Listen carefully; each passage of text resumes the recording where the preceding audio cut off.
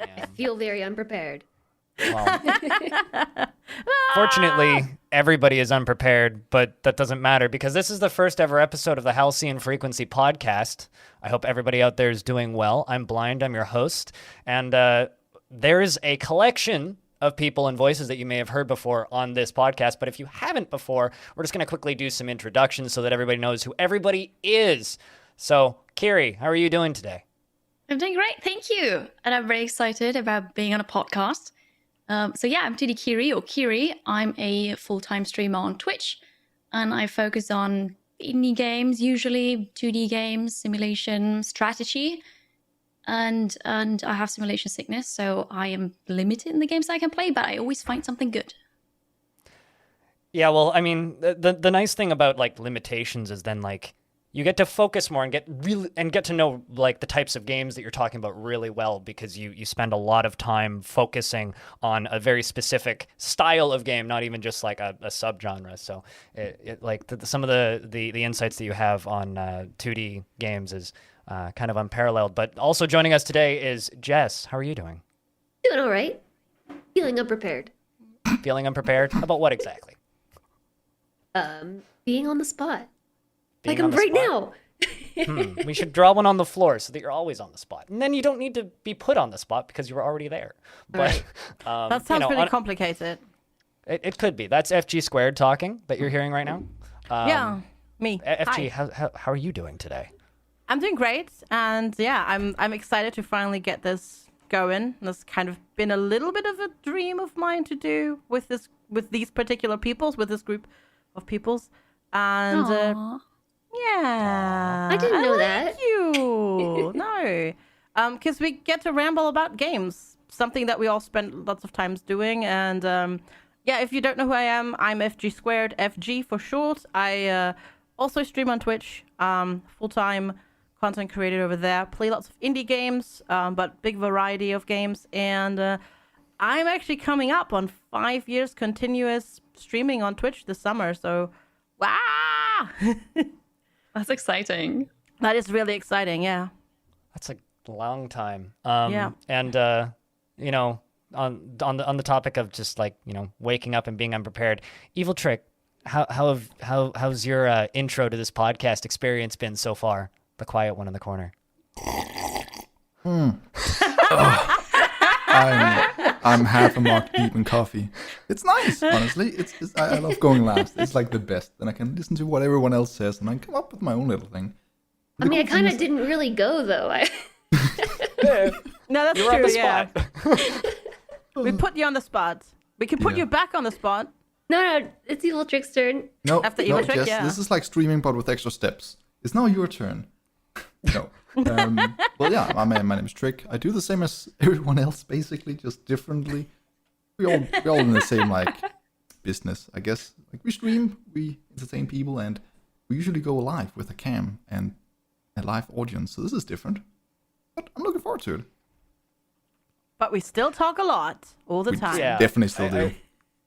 Echoing FG's kind of little sentiment about this kind of being a dream for a really long time. I've been like super torn on gaming podcasts for years because I've always kind of had like this like image in my brain of like when people go looking for content on video games, it's like, oh yeah, you know, you can go to like, you know, your GameSpot.coms, your Giant Bombs, your big aggregate sites. Like you can go to Twitter.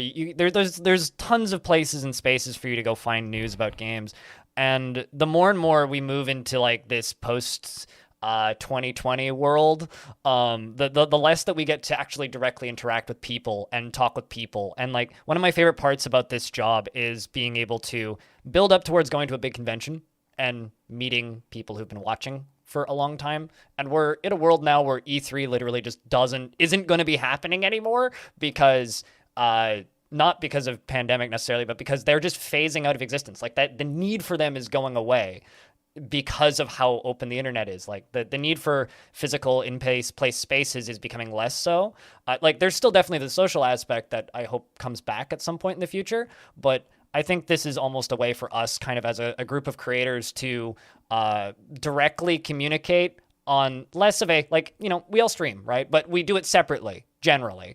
And us interacting directly isn't something that people that watch us and follow our work get to see. And I think that this is a avenue for us to go about communicating directly with our audiences while also at the same time expanding into a new medium that none of us really took seriously up until now, I guess. What is well put. podcasts? I've never heard of it before. It's like pod racing? It's like radio. Oh, I have to say I'm a podcast noob, but I'm very excited about this.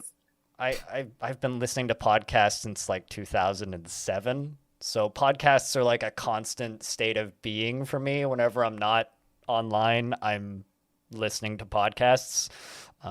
So I love this stuff. I have the same good feeling thing as we're I here. do when you're in the beginning of the first day of a new class and you have no clue what's really going on. You're just kind of sitting there with your notes and scrambling and kind of following along like, oh boy, I wonder what's going to happen now. Where are we going to go?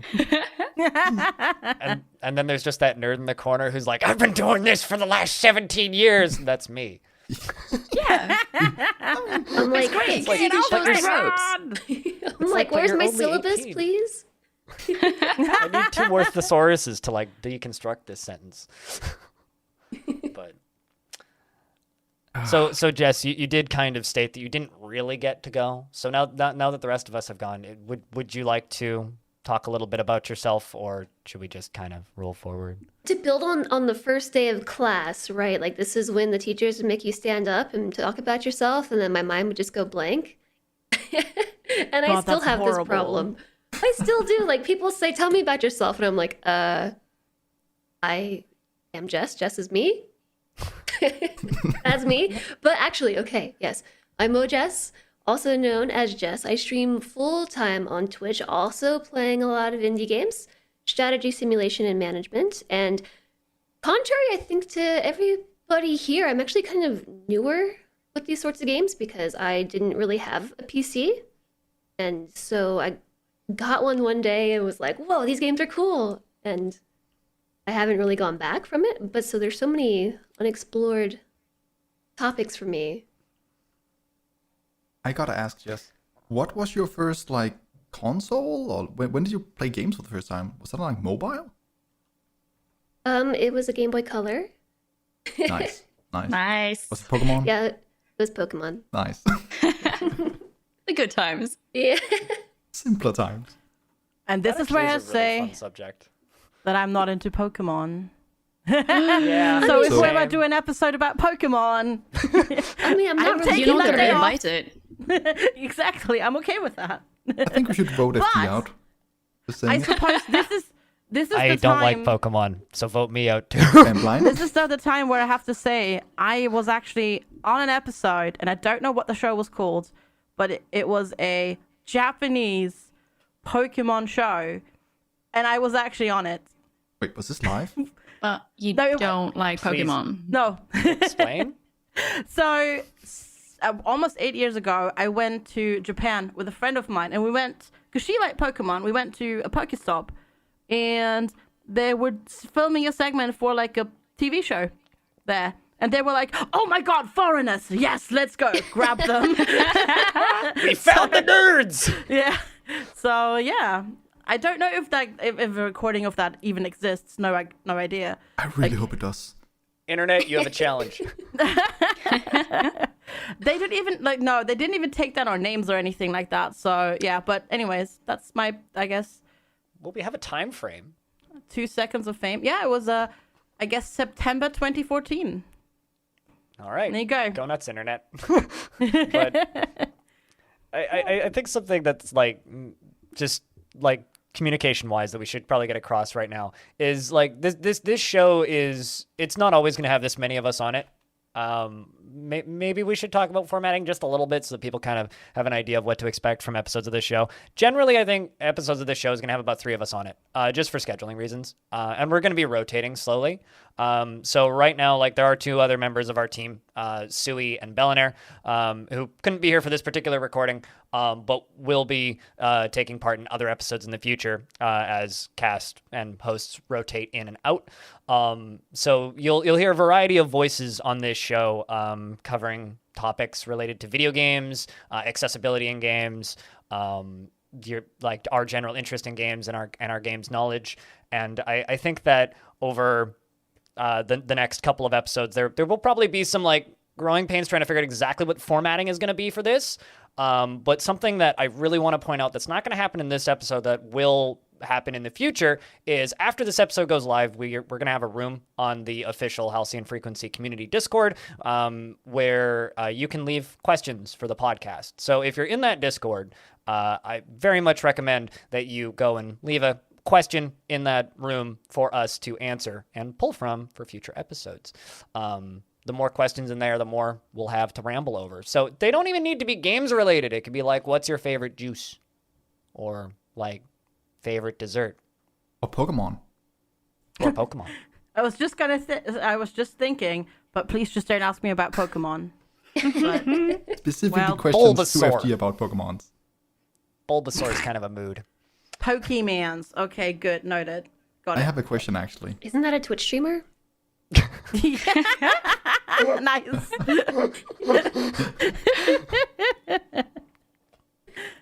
Yes, Evil evil Trick, trick. what was that question?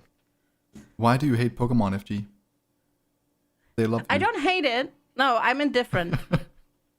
Because I was already really old when it came out. So it was like the thing the kids watch. But I was like, no, it was literally like, I don't know, 6-7-year-olds watching it, but I was like 13, 14 at the time, so it was just So old. so old. Yeah, I'm so old. For It's just Pokemon, past my time. A And now I wish- kid's Now game. I wish Bellana were here, but he's not. So I'm the oldest, of course, as per usual. That's okay. It's all okay the to be same old. on the internet. For me with Pokemon, I had a very, very important decision to make when I was about 12, where I'd saved my Christmas money from that year, which was about $150, and I was going to buy a Game Boy Advance SP. And I still have it. It's in the drawer over there. The L and R buttons don't work, but aside from that, it works. I need to like fix those at some point.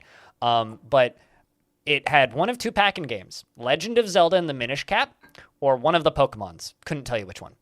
And I looked at that, and I hummed and hawed, and I bought Legend of Zelda. And I've never gotten into Pokemon. And I blame that moment in my life. Ever since then, like I've tried playing Pokemon games on emulators and stuff, but I've never like played them in their intended way, and it's just never worked.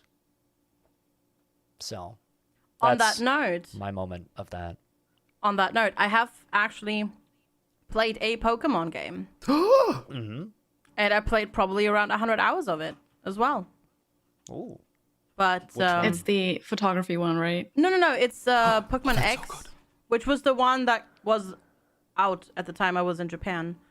I just bought it. I think I got it on sale from a 3DS at the time, and I just played it. And I played it while I was in Japan, so it kind of, Okay. I know. It was just that game that I played on that vacation.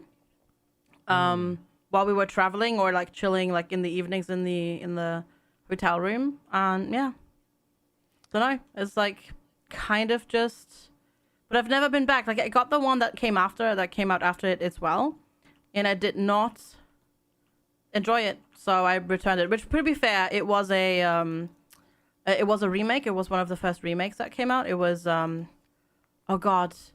X and Y, right? No, X and Y was new, and then it came oh god. I don't I'm know. not a Pokemon person, so I don't know which I one wouldn't be able came. to It tell was you. it was one of the remakes. And I just didn't enjoy it. There is one Pokemon game that I loved. Pokken, which is Tekken with Pokemon. That doesn't It's- count. It was so fun. Me and a friend got really, really drunk like 3 weekends in a row and played a ton of Pokken. I probably put like 20-something hours into that in like a couple of weeks at a friend's house. It was good times, but never bought it. Would never play it again. But I think that we're going to take a real short break, and then when we come back, we're going to talk about the games that we've been playing over the last week. How's that sound? Sounds good. Sounds good. And spoiler, it wasn't Pokemon. Or was it? No.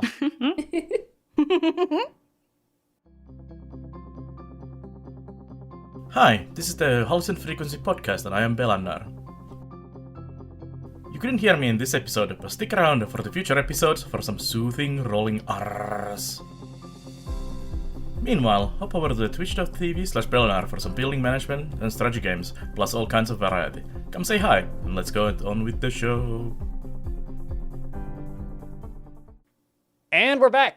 And so something that I think that we've all been playing, or actually I know for a fact that we've all been playing, so don't need to say think, but we launched a Project Zomboid server on it's B41, right? Version 41 the other day with a few like newbie friendly features turned on. But we dove into that, and I know that some of you it's kind of a new experience, and some of us we're coming back. So I think let's just jump off with FG. Would you like to talk a little bit about how the server's been going? Yeah, no, I think so. I'm the person responsible for setting it all up. So if there's anything that's broken, blame me. I'm sorry. Dang it, FG. Yeah, like how, for example, we already spawned into a world that was going on, so I had to scramble for like 10 minutes to figure out how to reset the world, but we got that all sorted. Growing paid's done, and so far I think it's been going really well, and everybody's been having lots of fun. There's a couple of bases popping up, lots of deaths. I know Evil Trick died a few times today. I died a few times today. The community members died a few times, and yeah, it's been great fun playing B41 in multiplayer. There's obviously still some bugs. Hot tip: if you try to make pancakes in an oven, you will have infinite pancakes. No cheese pancakes, just pancakes. Yeah, I know. What about Jake. pineapple pancakes? Ew. Maybe. I ate one of those pineapple pancakes. Yeah. They were delicious. Sounds good. It filled me up. I went from like being peckish to bloated. It was pretty great. Yummy. But yeah, I've been having lots of fun with it. How's it been going for you, Jess? Because I know you don't really like zombies all that much. I hate zombies. But okay, I have this struggle with this game because I really like it. I really like the experience and the gameplay loop that it has and the opportunities for multiplayer and crafting, but then there are all these zombies in it. And so, I don't know. I like it, but I hate it. Love-hate relationship. But You maybe just want like semi-realistic life sim where you can just hang out with your friends in a house and like garden. Yep. Minus the zombies. I mean, I would play that. Probably.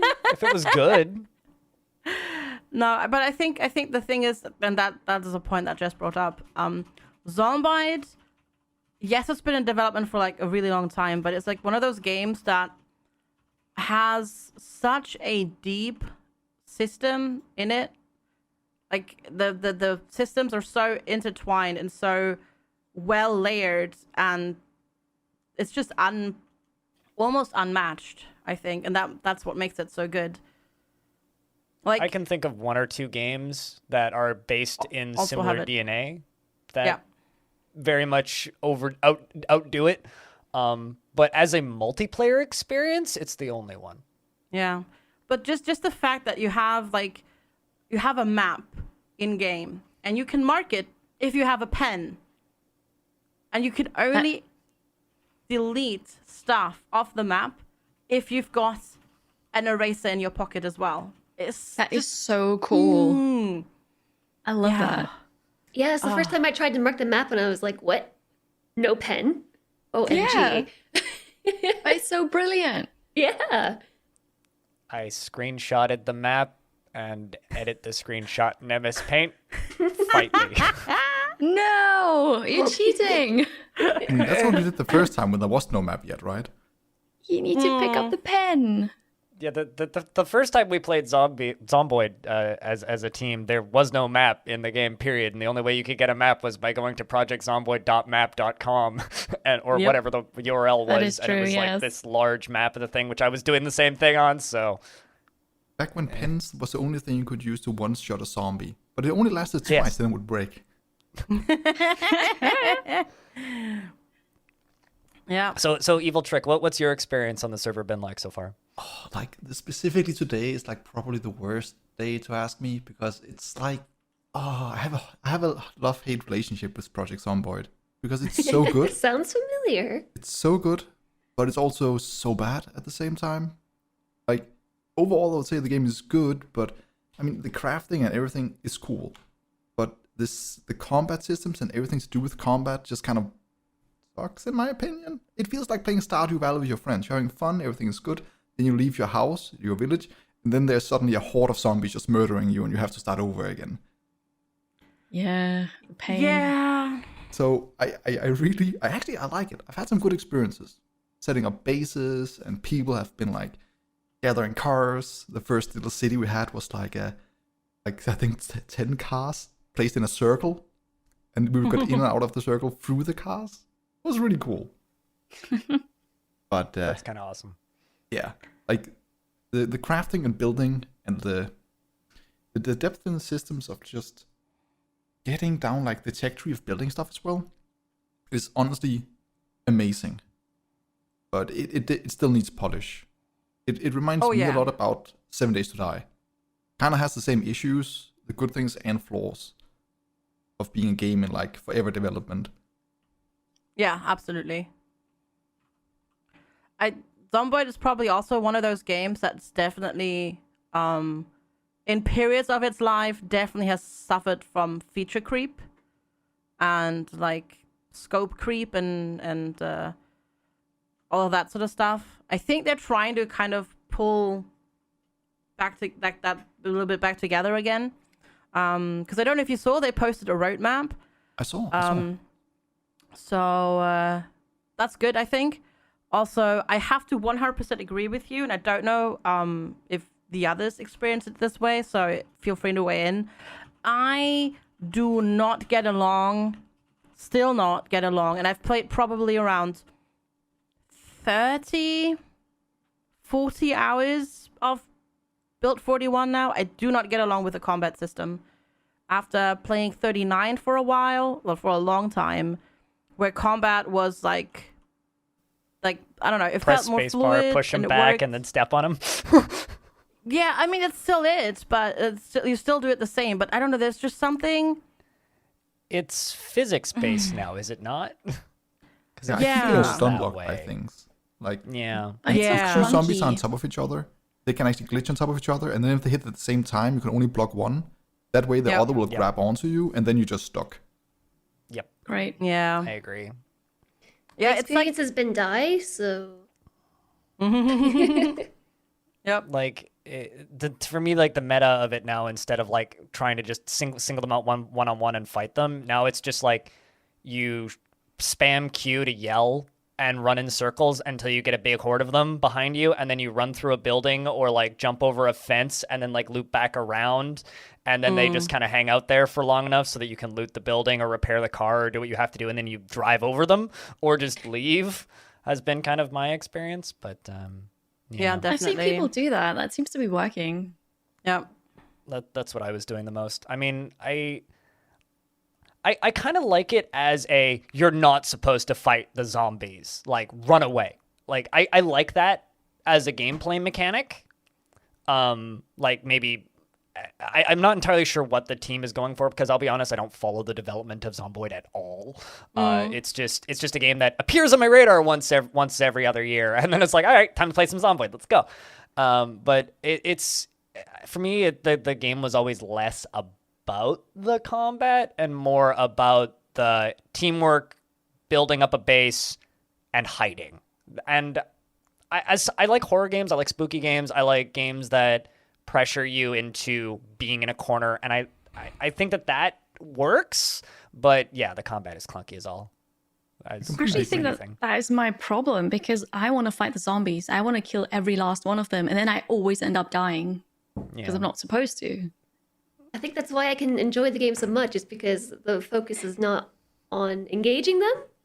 Like, you can play smarter about it, or with them, around them, and I kind of like that, rather than being forced. Like, a lot of zombie games are just all about the jump scare and like gore, and I just enjoy that that's not the case. You can be a stealth god if you want, which I appreciate. But the violin sound when they see you, oh my god, yes, holy! I screamed so many times when I was streaming it because it's so loud. You go into a house, everything's dark, you turn around a corner, and then suddenly violin sound, and then that's Jump just it. scare. Oh yeah, I Yeah, hate perfect. violins. They're the worst. Yeah, the thing is though, it's not even the zombie that scares you, it's the sound. Because it's Yeah, so loud. exactly. And you can't Yeah. make it quiet. Oh, I got a either. really good example Oh. of that. Literally today, when I was streaming it, I was going through a house and was super sneaky. I had low health, and I was just doing sneaky stuff, and I could see in my sneak skill that I was getting XP, which meant there was a zombie nearby. I was nervous. So I kept going through the rooms, and then suddenly I hear this loud noise, and I almost panicked. And then I figured out it was because I leveled up my sneaking, and it made a loud noise. It startled the living shit out of me. That's great. One of my favorite moments, which was happened with Jess, was we were moving from one house to the farmhouse, which was kind of off in the woods, which will probably have an epic stand at some point at it. But we gathered everything, we put it into a truck that I'd recently found and a van that we had, and there was 4 of us at the time, so we all got into those 2 vehicles. We start driving. We're driving down the highway towards the thing, swerving around zombies and whatnot, and the car behind us is about a screen behind us, and the person driving that car was in a completely different part of the world, so their lag was a little they were better connection to the server, essentially. So on their screen, they drove up behind. We're driving about 2 cars behind me, but on Jess's screen, my screen, they drove up right next to me and then did a hard right directly into the windshield of or into the driver's seat of my car. And I don't even know what happened, but it was actually kind of an amazing simulation of getting knocked out and waking up after a car accident, because all I knew was we were driving. They drove up beside us. They turned to the right, and then the screen went black and turned back on with almost no field of view, bleeding. My hand was obliterated, and the car was spun around backwards and the horn was going. On my screen, we just drove right into you, and your car just spun out behind and just crashed into a fence. Yeah, and then it was me and Stone, who were in the van, fell out and then bandaged ourselves and realized we both needed splints and stitches, which we didn't have with us. So the people from the farm who were luckily watching the stream saw this happen, brought a truck down and tied my truck, which had all of this stuff in it because it couldn't start up again after that. The muffler was gone. They tied the truck to that and then drove us to the farm, which was an awesome experience. A little frustrating, but also now there's this story, right? And that, my character that I was playing as there went off and ended up dying trying to collect more cars. But Zomboid reminds me of the early days of DayZ, and I don't know if any of you guys played the old DayZ mod. I kind of maybe you did, maybe you didn't, but it reminds me of that, where in DayZ, if you ran into one zombie, you were dead. If there was one zombie running at you, you're 99% certain you were dead. When you saw a crowd of zombies, the only thing you could do was run. And the gameplay was PvP.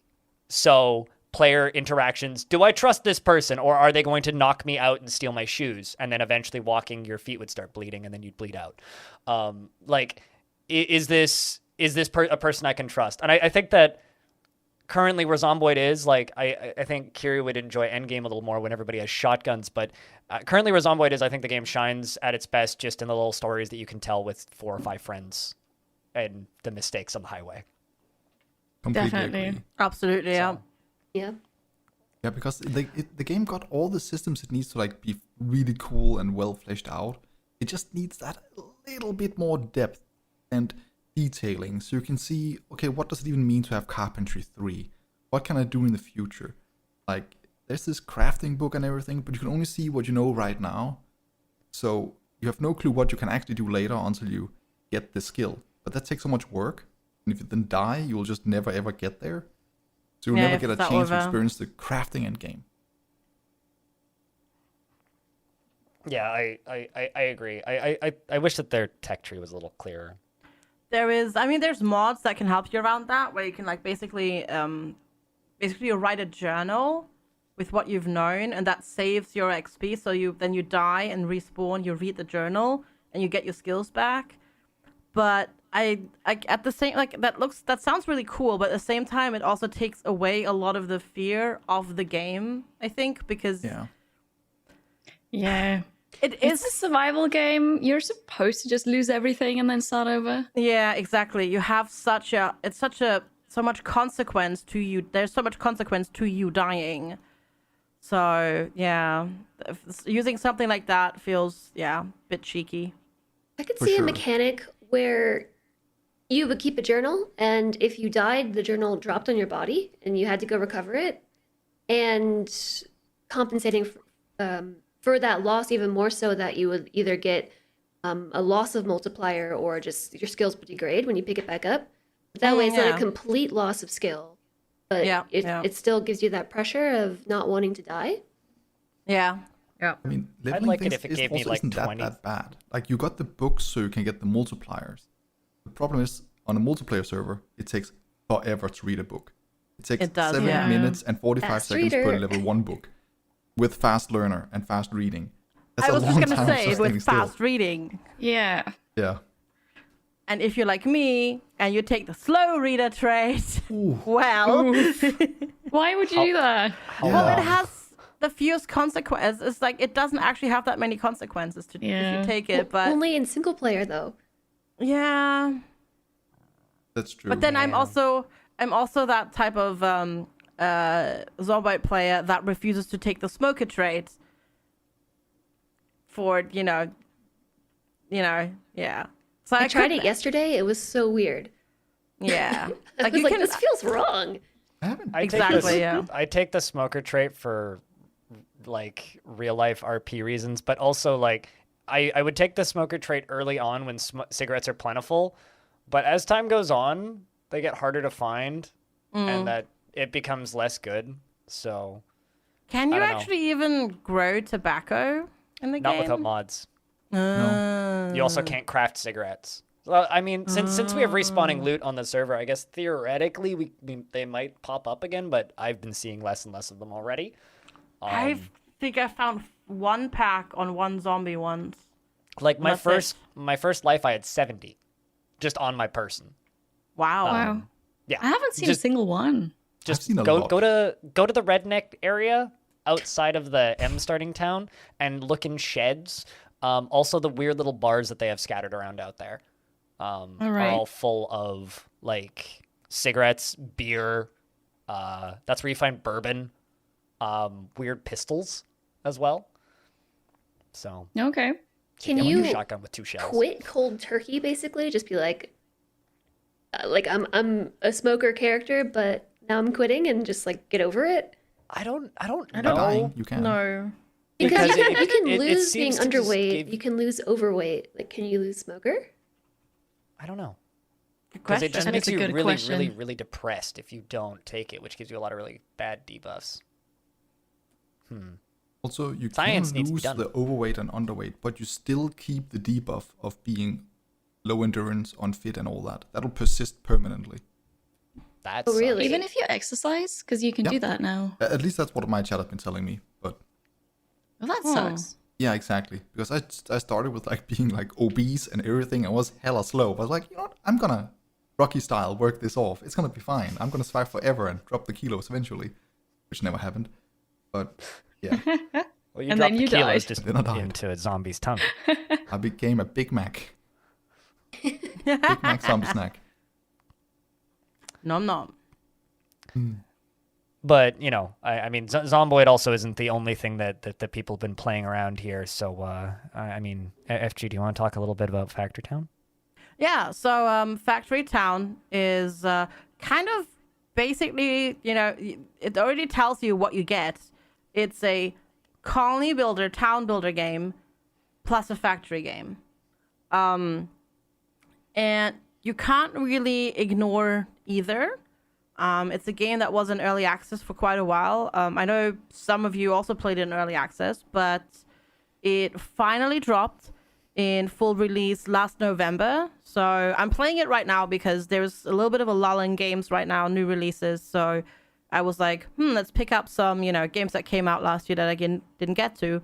Ended up playing Factory Town for like 3 days straight.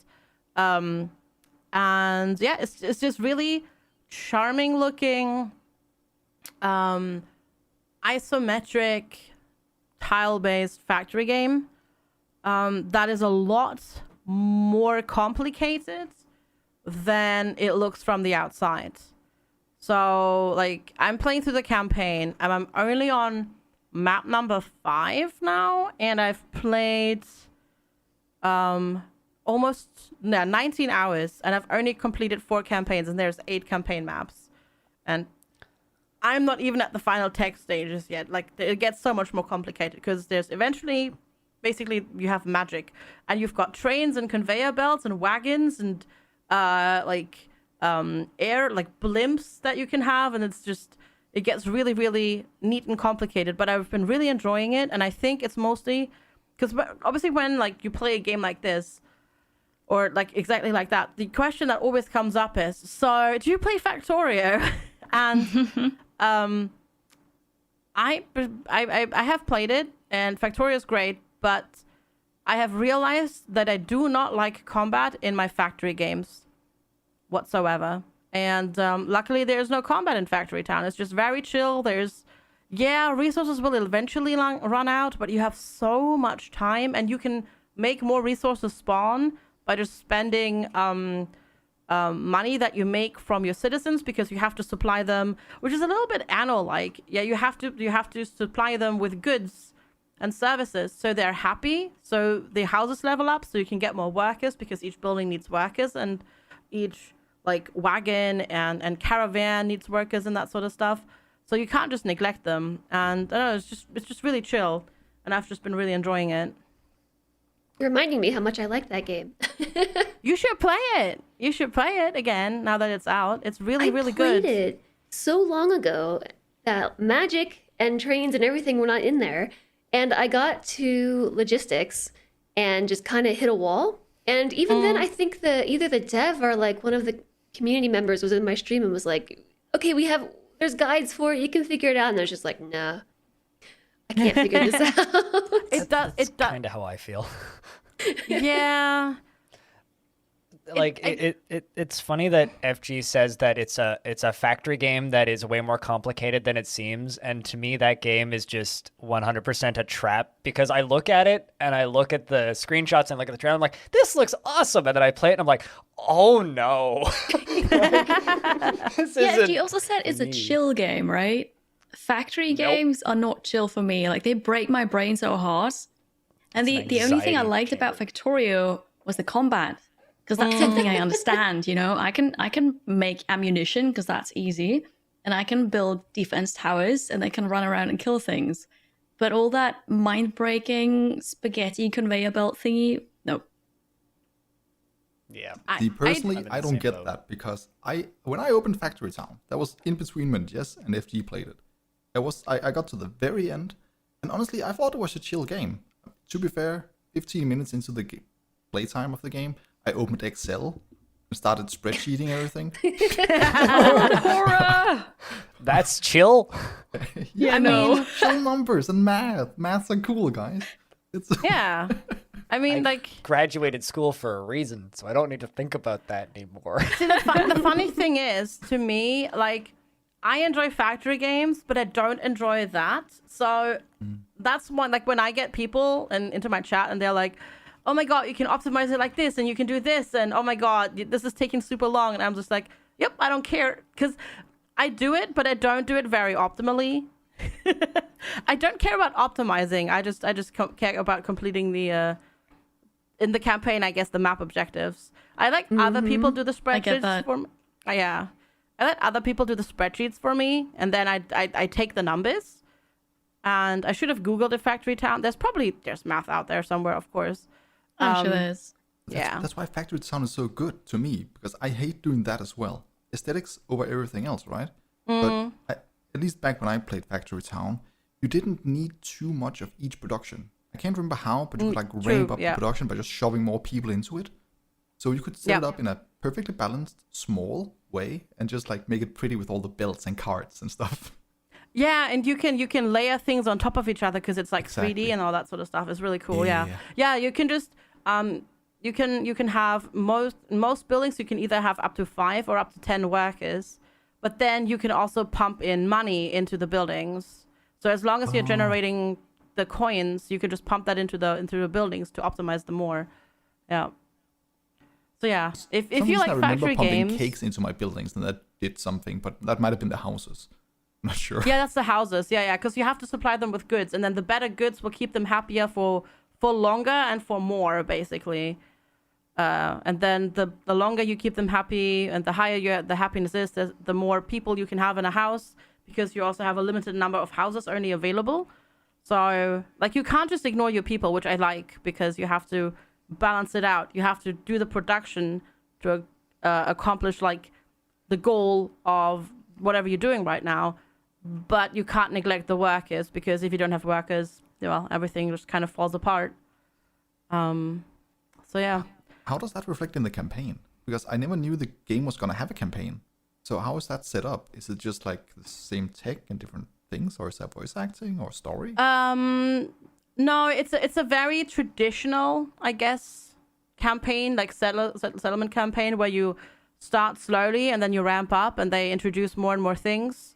Like, so you have a more locked tech tree at the start, but they slowly introduce it, because they start like, okay, these are production chains, and then you keep people happy, and then they start, introducing you to pipes, because there's piping, and then the next map will have trains, and you can experiment with trains, and then it goes, okay, but here's like magic production and like herbs in the laboratory and the apothecary to keep people happy as well, and that sort of stuff, and just keep going on. And then you have I think map number 3 is the island map, where you have boats as well. So yeah, it just goes slowly through that. And you don't have to start from like the beginning on every map in the campaign. Like, they will start you on a certain tech level, and you just go do the next bits, basically, to learn how to play the game properly. It's basically sort of a preparation for then sandbox and whatnot, but I like it. Also, you get achievements for each map that you complete. So Achievements, you say? yeah, it's actually a game where you get achievements just by playing the game and doing, just playing the game normally. There's no achievement in the game where you have to like do something stupid or something that goes against everything else that you would do in the game, or nothing like, all right, die 100 times to explosions or something like that. Because While some running people the like game in Windows 95. Yeah, exactly. Yeah, so it's pretty good. But then I guess Trick knows all about factory games, anyways, because Dyson Sphere program, right? Yes. Oh, it's so good. And it's getting so much more attention and updates. See, when it comes to factory game, I like my spreadsheets, okay? There is a certain, like, scale. And we all know, like, Factorio, and there's stuff like Factory Town, and a bunch of other smaller and medium-sized games. Satisfactory. That has the same thing, but just different. And Dyson Sphere program is just the perfect middle. For me, at least. It's like, it got this cool graphics. It works like all the other games, but it's 3D. There's no enemies. Everything is chill. You got your little cute little planet. And then there's a bunch of other cute little planets in your solar system. And then there's a lot of other solar systems and other galaxies. So in total, there's like hundreds of small planets that you can just get completely cozy with and have literally thousands of spaceships flying back and forth. And it's awesome. Evil For those Trick, who don't know I would like to interject for a second and just say there are bad guys in Dyson Sphere program. It's the player. You are the planet-killing murder race that is just going from planet to planet to planet, consuming all natural resources and destroying everything that could have lived there for your own personal gains. But I would argue that my black concrete covered planet looks better than all the nature did before. And sure, there's no more water. Instead, I have sulfuric acid lakes. But they are prettier, and they match more with the concrete. And that is what counts. Yes. And I mean, ultimately, the humanity in Dyson Sphere program doesn't care about it anyways, because we all live in the cloud. That's why we're building this in the whole place, and I have After all. no experience with Dyson Sphere program. Is that the actual lore behind it? Yes. Yeah. Yes, it is. Yes. Wow. That is the Yeah. actual story in it. You're like Okay. deploying the machines to Yep. basically keep your infrastructure, like build your infrastructure and keep the infrastructure alive, right? Yep. Yeah. That's why Pretty much- when you start the game, because you're one single consciousness that was singled out, Yeah. and you get uploaded into the mech, right? You get separated from everybody else that's in the cloud, and that's why the game, when you start flying in your mech, and you zoom towards your starting planet, and that's why the game says, "Welcome to the real world," because you've never been in the real world before, because you're just from online. So it's like, yeah, I don't know, it's like 2021. Interesting. yeah. It's I need to get back to the Dyson Sphere program because that's coming out soon, right? Like I mean, later has- this year. I think it's just technically come. I'm not sure actually. I know there's a early big access patch still. in like 8 days on the 22nd Yeah. of January, but I loved this game, and it was up there on my Same. list. Like in my top 3, it was up there. No, I played it when it came out last year in January, and I sunk 76 hours into the game, like in one playthrough. I've got 94. I didn't realize I played that much. It was so good. I really hope this game brings multiplayer. I don't know if they plan that would be to, but insane. Yeah. at least just like 2-person Dyson Sphere would be awesome. it really would be. Yeah. My issue with it was that, so with my simulation sickness, when you walk on a planet, you see that it's a globe and you see the background passing by. And that made me so sick. So I had to zoom in a lot, but then you just don't see everything. Yeah. It was a bit frustrating and I hardly played it all. For me, it had the Super Mario Galaxy problem. Which is how I think of it in my head, which is that issue, the like spherical world walking around it. I can't play Animal Crossing for the same reason. I can't even watch streams of Animal Crossing. Like I look at gameplay and it makes me feel dizzy. But I have so much respect for like that game's scale and kind of insane scope because it's, I don't know. Yeah, the team it's is awesome. really small. Yeah. Yeah. Weren't they just like under 20 people? Yeah. I think It's there a were super originally small 5 team. people when they released Wow. the first version. Yeah. That reminds really me impressive. of Valheim, which was what, 4 people? Valheim was 4 people? Yeah, that's Yeah, crazy. Valheim was another one that I was considering for a top 3, but not so much for me, but because of just what it brought to the table. Yeah. We'll get to that in the next segment, I think. But since we're jumping around a little bit here, Kiri, do you want to talk a little bit about Battle Brothers? Oh yeah, absolutely. So it started with playing War Tales. Not going to go into that, but they're very similar. War Tales is early access, not quite my thing. But then I realized, hey, I have Battle Brothers, and it's also an open world RPG. And you basically do the same thing. You run around, you have a company of people, you quest, you fight turn-based battles. Taking a game from your backlog is always a good idea. So I thought, yeah, let's try that. And I'm so happy I did. So it's been sitting in my library for about a year, collecting dust. I finally dusted it off, and it's so much fun. It's very complex and difficult and challenging.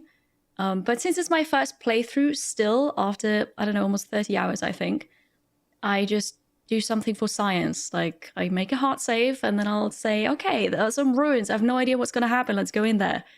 Then I realize that's a bit too difficult for me, and I reload again. But no, it's super, super fun. I'm enjoying it a lot in my community too.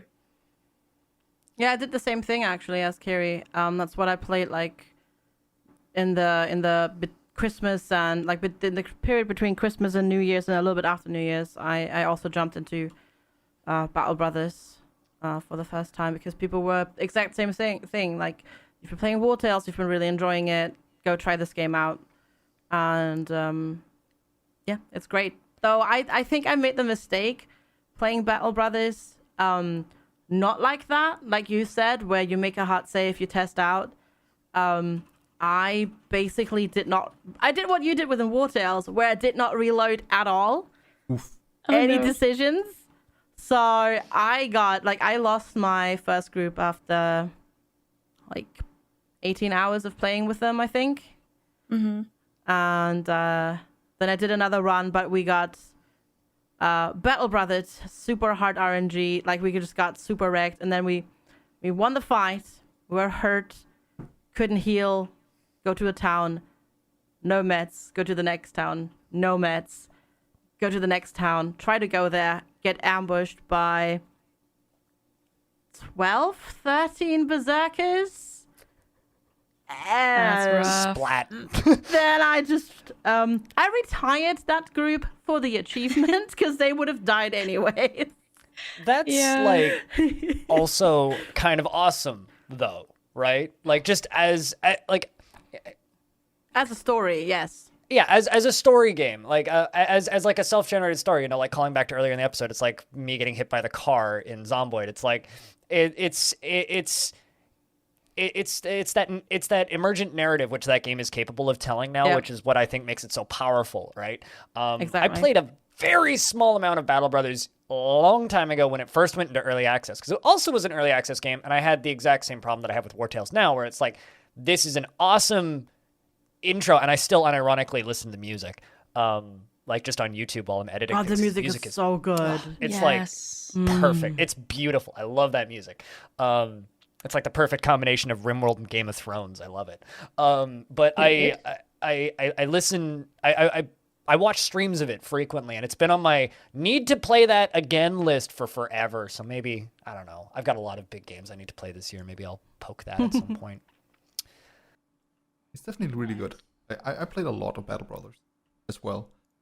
For me, the difference between Battle Brothers and War Tales is RNG. Like RNG is such a big thing. When you get further and get deeper into the game of Battle Brothers, the level of RNG is massive. Like, Insane, yeah. when you get into a random battle, it could be really small, or you can get completely wrecked. And then even if you only have a 10% chance to miss, you can get X-calmed and just miss all of your hits in a round. And then you just die. So if you play Iron Man mode, that's so painful. Oh It's yeah, so and Iron Man painful, mode, yeah. that sucks. Yeah. I did that mistake as well that you did, FG. Like just thinking, this game is easy. I'm gonna ramp it up to the hardest difficulty immediately and play it on Iron Man. Yes, yeah, I And- didn't do hardest difficulty, but I did my last group, I did Iron Man, but I had to retire them. There was no saving, and I had like 700 crowns, so I literally had to retire all but 2 people out of a group of like 9. Yeah, it was just because the more you play it and the more quests you do, the more renown you gain. How You know, the game gets- because they're scaling, right? So Yeah. like it was just unwinnable at that point. Yeah. if But you I don't have definitely that to get bank back. to like get back on top of it, then you could lose Yeah, one fight, nope. but you still win. But you know you've lost hard enough that this is Yeah. not gonna end well. This is people are gonna make it. They're gonna survive and they're gonna retire from their mercenary life, but their life is not gonna be nice. And that's basically, I don't know if you have ever like gotten the ending screen, but yeah, after that happens, if you have to retire a company because of that, the ending is not happy. I actually haven't seen that yet. It's not happy. I will say that Battle Brothers is one of my favorite games to watch. Oh, absolutely, yeah. Like, friend of the show, Northern Quarter is somebody who I've spent countless hours late at night just watching him slowly fall down into the depths of madness. Just everybody one by one losing an arm. This person gets maimed. You're done. Okay, let's just sadness, but entertaining sadness, right? And I Yeah. think that like I am of the opinion that games can be fun without you seeing even any of the content. And if a game is if a hard game can like balance the pain with and make that pain into replayability because you want to tell another funky story, I think that stuff's real fun. Yep. Yeah. That's I got- something they do Definitely well. makes for a good story. I got a really short one to cram in here right after Battle Brothers, which I bought on impulse, if I can do that real quick. Oh, absolutely, go for it. So there's this game, or there's this developer actually. I should back up. There's a developer named Walter Machado. I'm not actually sure how to say his last name. It's Machado. And they've been making games on Steam for a number of years now. And I'm terrible at all of them. They're very cheap. They're usually around $1 or to $5 tops. And they're usually games that you can, if you're good, finish in a couple of minutes, but you never will because you're not good. You're terrible at video games. And basically what he makes is he makes really, really, really, really, really, really, really, really, really, really, really finely tuned top-down shooters or arcade games with a very specific kind of cyber horror, fleshy, almost like alien aesthetic, like kind of like just grimdark horror sci-fi aesthetics. And I love the look of them. I love the music. So I almost always buy them on impulse and play them for a couple hours. And he put one out the other day called Quicker Flack. And it's a game that can be finished in 60 seconds. And if you talk about achievements, you get all of the achievements if you finish the game in 60 seconds. It's semi-random maps in a kind of hex grid. And it's a top-down twin-stick shooter. It has, like, you use WASD to move, or controller if you want to use that, and mouse to shoot. Left click is left gun, right click is right gun, and they're both like flat cannon shotguns, basically. So you're a guy dual slinging shotguns, and you have to take out these enemies. Everything dies in one hit. It's extremely fast. There's screen shake. The game doesn't even have an options menu because that's just how he makes his games. It's like you press space and you're in the game. That's it. Music's really loud and you can't turn it down, but I've put like an hour into it and I've gotten 60% of the way through. It's spamming left and right mouse button as fast as you can to get to the teleporter to get to the next screen. I just wanted to shout it out because I'm really enjoying it. I'm never going to stream it, but it's a fascinating aesthetic for a video game with an excellent atmosphere. So I just looked at it. It looks insane. It reminds me a lot about like older Flash games that had this same kind of thing, where it was actually a small game, like on Armor games, for example, where you had like a small tank, and the exact same concept, just this is better made. Yeah, and it's $1, right? Like, so it's very much like impulse buy, right? I mean, like, I'll read the developer's description for it itself, which is just Quicker Flack is an experimental, fast-paced, time attack, top-down combat retro hardcore minigame that can be finished in a minute. Have you finished it yet? No. I've made it 60% of the way through, which is why I have 60% of the achievements. Right. Wait, how many achievements are there? 9? Oh. Rank S is to finish it in less than 80 seconds. Mental. So, and apparently 5% of the people who own it have finished it in less than 80 seconds. It's neat. It's a neat thing. It does have screen shake every time you hit the button, so just warning for that. It's not major screen shake, but there is screen shake. The screen like vibrates, but so keep that in mind. And there's no way to disable it. The game doesn't have an options menu. But neat little game. So I think that's what we've been playing. So we're going to take another quick break here. And then when we come back, we're going to talk about our top games and our biggest disappointments of last year. And then we'll kind of wrap this show up. So let's go on break.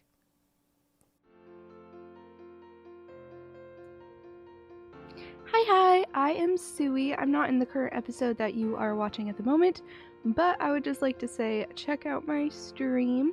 I play a large variety of games, mostly like indie wholesome games that are super fun. So yeah, if you'd like to check that out, make sure you do so. Anyway, back to the show. All right, everybody, welcome back. I hope that you enjoyed the break. This is, of course, the Halcyon Frequency podcast where we talk about video games and things. So this segment is a little bit in flux right now. This is the first ever official episode of the podcast, of course, but this segment's a little bit in flux. So this is probably going to end up being that audience interaction segment that we mentioned in the future, or news, depending on if we're discussing news that week.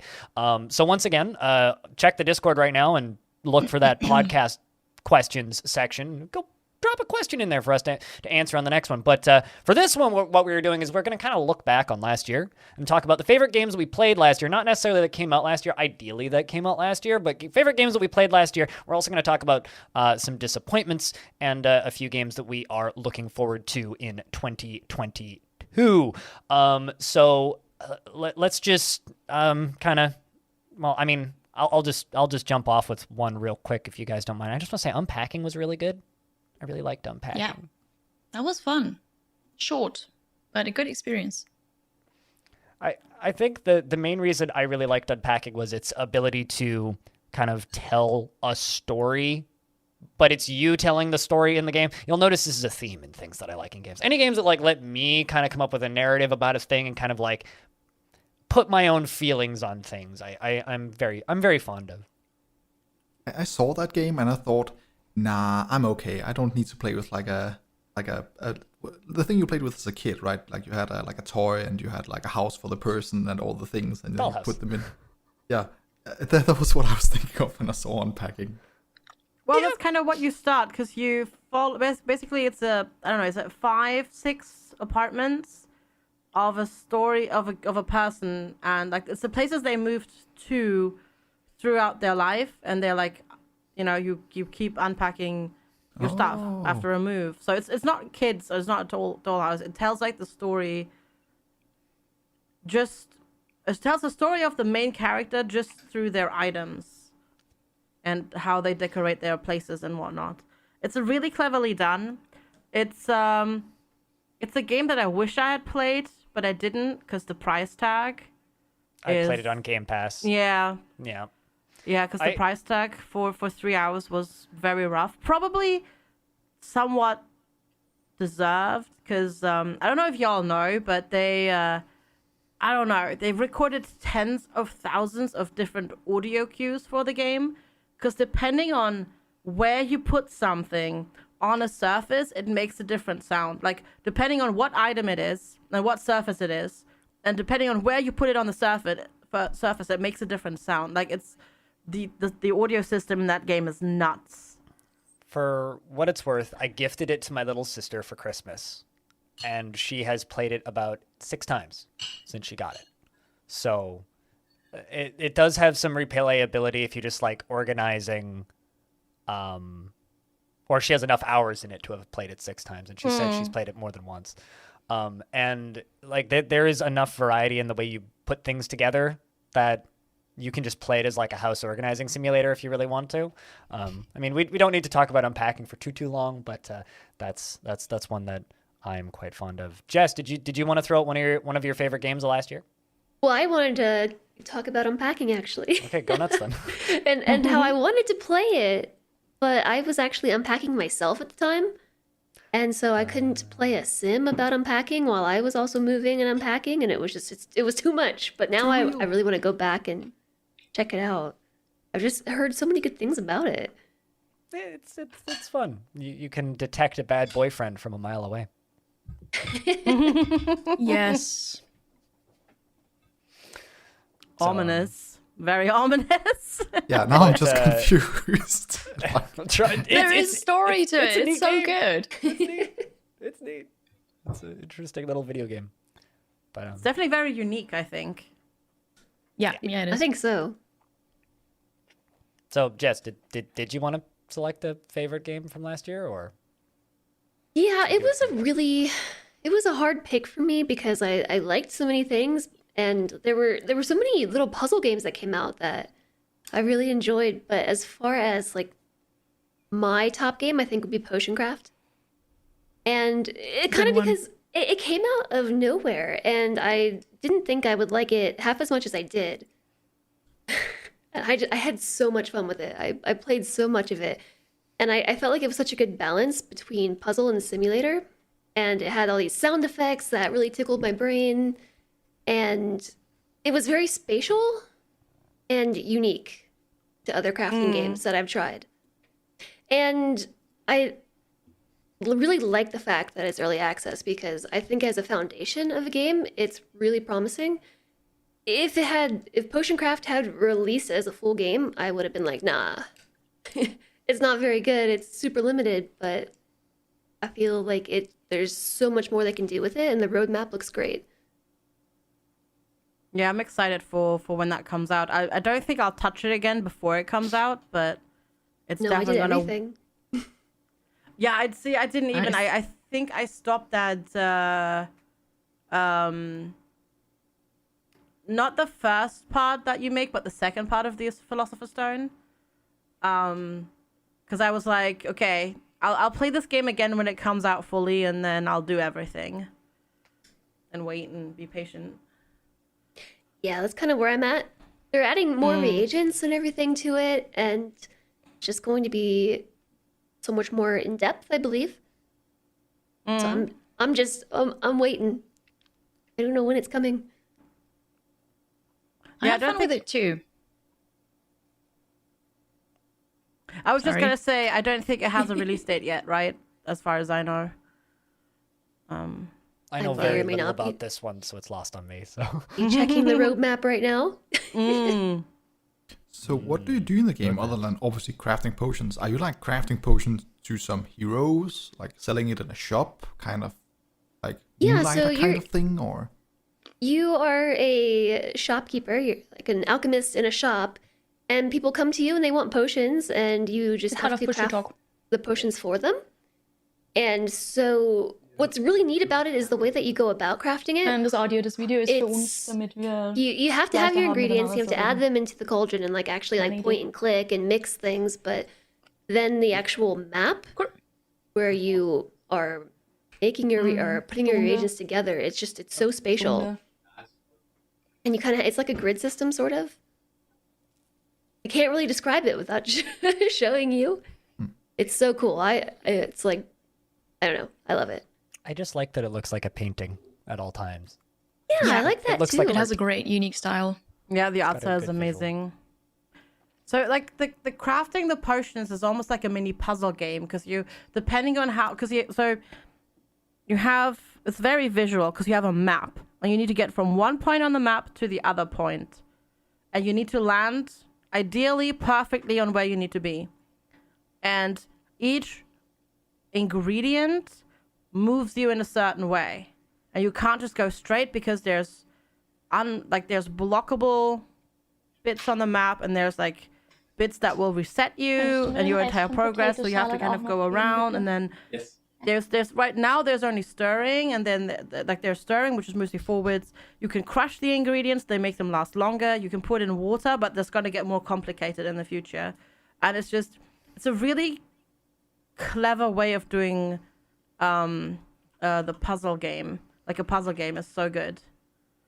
Yeah, you said that much more eloquently than I was trying to describe it, but yeah, it's so well done. Agreed. Yep. Evil Trick, would you like to talk about one of your favorite games from last year? I'm good. Yeah, of course. Okay, fine then. FG, would you like to talk about one of your favorite games from last year? Sure, yeah. Yeah, why not? No, go ahead, Trick, go. And I don't want to. Okay, yeah.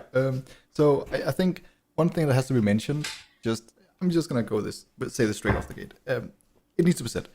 Final Fantasy 14 Endwalker, just to please the audience as well. Just an amazing game. By far, my favorite game in the last year here. Because there's been so many bad games. There's been so many games releases. There's been so many during COVID, but Final Fantasy 14 Endwalker was just good. I personally just got to that expansion literally a week before it released, and it's just good. If you like a good story, you like a good RPG, it is like 120 hours of just reading. But Musst du nochmal machen jetzt. damn, is it good. Like, it brings in everything you want and just more.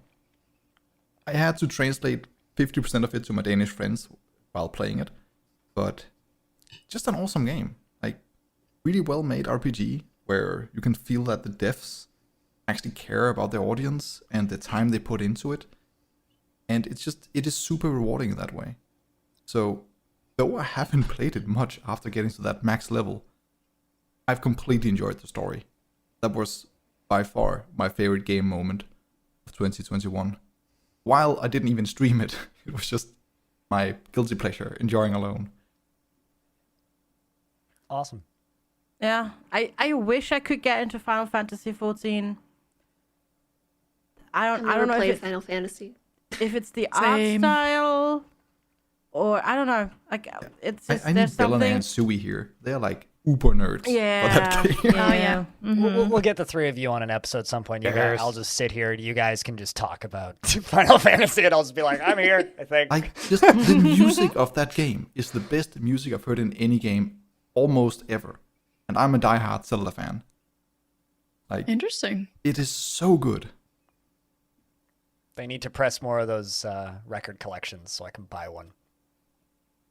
Oh, there's a record collection for Final Fantasy. They did a limited edition Final Fantasy symphonic rendition for just the MMO, and it was very limited and was hard to buy, and now it's very expensive.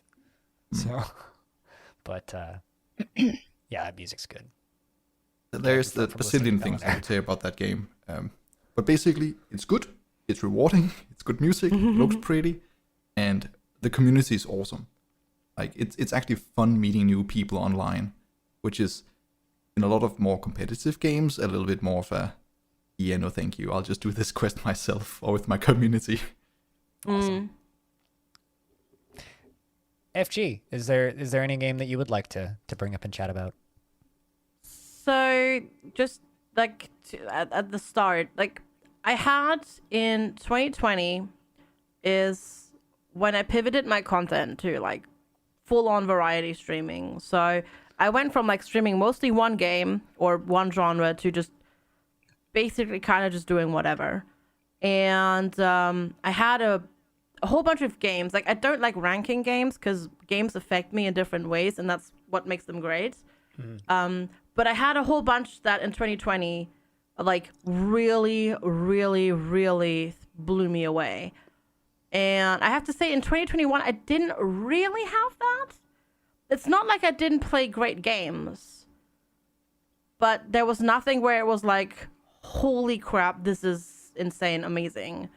But nevertheless, I think one of my favorite RPG experiences actually in 2021 was Days Gone, which I know theoretically came out before, but that's when the PC release came out, which is a zombie open world RPG. And it's just really fun to move through the world. Fighting the zombies is actually terrifying. Because they have this horde mechanic in the game where you just have like this giant horde of zombies just storming at you. Feel free to mute me, Jess, until I'm done, so you don't have to hear about the zombies. I'm looking at the game right now. Sony did that one dirty with their original release because They that game did, released yeah. in the same window as Last of Us 2, unless I'm mistaken. No, Last of Us 1, not 2. was it? Oh, or do you mean on PC? Like when it came Days out on Gone PC? really come out that long ago? on Because I I thought don't that came out in know. the same window. I'm pretty sure that came out like a year and a half ago, 2 years ago. It was like announced and talked about for a really long time. But regardless, it released in the same window with another major zombie game. I can't Yeah. remember what it was, and it just got completely stomped. And I feel so bad because that was that studio's first like major release. It was such a passion project, yeah. But Yeah. it's been, the funny thing is, like, especially now with the PC release, which was kind of a little bit sort of, not hush necessarily, but it was kind of like sort of more of an afterthought. But it's done so well on PC. Like, it's just really, really, really well. And it's just a really fun zombie game. Like, I don't know, I had a really good time with it, and I really enjoyed it, and really enjoyed the stories. I haven't 100%ed it in terms of achievements yet, because there's some really bonkers achievements in that, but like I did all the story stuff, and like just driving around the locations and like picking up stuff and like exploring the world and being like actually terrified of like going like inside caves, because that's where like all the zombies, like the zombie hordes, like, you know, that's where they hibernate during the day before they come out at night, where they wander around. And as soon as you make like the tiniest noise, they all wake up and they just storm at you, and it's terrifying, but just so good. So yeah, no, that was definitely mine. And I didn't even stream it, just like you. Like that was just something I played off stream, and I had a really, really, really good time with it. Carrie, is there any game that you'd like to talk about specifically? from the last Absolutely. year? So I'm not going to rank them because I also don't do that. But Darkest Dungeon 2 was definitely a really, really good game that I enjoyed. It only came out as an early access game, so it's not finished. Only the first act is available. But I was so hyped about it. Like, that was definitely my most anticipated game last year. And it's just amazing. It's the Darkest Dungeon, just better and different. It's a roguelike now, but super cool. I had so much fun with this. Wayne June is the narrator again, which gives so much I don't know, like this feeling of Darkest Dungeon it's just back. It's all gritty and dark, and you're gonna die, but you're also gonna enjoy it, which is weird. It sounds amazing, and there's new enemies and new bosses, and a really cool story. So that was a highlight. Yeah. Looking forward to that one being done. Yeah, same. Oh yeah, absolutely. Same. That's when I'll touch it. Yeah, I agree. I loved it. I was I like really- pretty. yeah. I was like meh about Darkest Dungeon 1, but crazy about Darkest Dungeon 2. I cannot wait. I really enjoyed it. I had a really, really good time until I won my first like run of what you can win right now, which is get to the mountain. And then I was like, okay, now I'm gonna put this game away, and I'm not gonna touch it until it's complete. So I actually have like, because at that point the struggle was sort of over for me. Because yeah, I know I'd try another run, I might die, I might win, but there's only unlocks to do. Like the goal was got, and I need more golds in that game. And then yeah, I'm gonna wait on that one for now. I get that, but since you could also unlock new heroes, and then the story of each hero, which I find is like absolutely amazing, because you only get certain parts. Like it's every character has like, I don't know, 5 chapters or something. So you need to play so many times to get to those points, actually, because you might just miss the story location if you do a run. So I think that makes it super replayable, at least for me. Yeah, I did not care about the characters in it that much, I have to That's say. something that's really cool, like as a concept, to like give a form of replayability. Personally, it's something that I would never go back for. Then if I reach the end, I'm just like, okay, I guess I'll just YouTube it or Google it. What happened to this person? Fair enough, yeah. For me, I unpopular opinion, didn't like Darkest Dungeon at all. I loved the atmosphere, the art, and the narration. Also, same narrator does a lot of audiobooks. Just saying. Yeah. So I loved those aspects of it, but I didn't like the gameplay. I mean, Darkest Dungeon 1 is it's actually a trick. It's not what it looks like. It's not actually a Western RPG style game. It's actually a Japanese dungeon crawler with a Cthulhu skin, or a grimdark skin.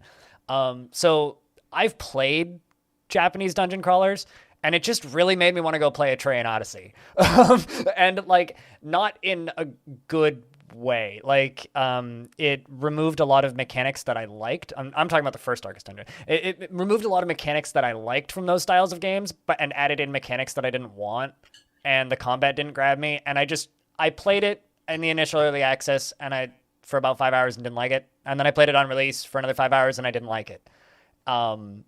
And I'm really curious to see what they do with a more run-based structure, because like at first one it was just a grind and not in a fun way, and this one I'm curious if they can make if Red Hook Studios can make a game removing the grind and just making it about doing runs through interesting content. If they can do that, that might grab me, because it's a different format of game instead of a Japanese style dungeon crawler, more of a run based thing. I think that might be interesting. So yeah, I'm just looking forward to 1.0, and I'll try it then. But since we've kind of come full circle here, I'm just going to list off my 2 runners up for the year. These aren't really in any particular order. I did Unpacking first because Unpacking was, I guess, the standout unique experience from the year. These other 2 games are games I will be playing indefinitely for a long time. The first runner-up is Jupiter Hell, which I've been playing since the initial early access release, almost every patch. I love that game. Like it's probably one of my favorite modern roguelikes, just period. It's I honestly don't know how anybody else here feels about that game, but like, it's just, it's brutally difficult. It's everything that I like. It's replayable. It's tactical. The soundtrack is a banger, and I love that game. So It is so difficult.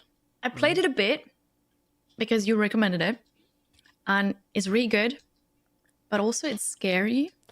And I know for me, every game can be scary, but you walk and the enemy walks, right? So, and it's all dark, and then you just go around a corner. I love my corners, and there's suddenly enemy. So, a good game. You don't like the surprise big demon Beelzebub kind of thing suddenly just standing in your face?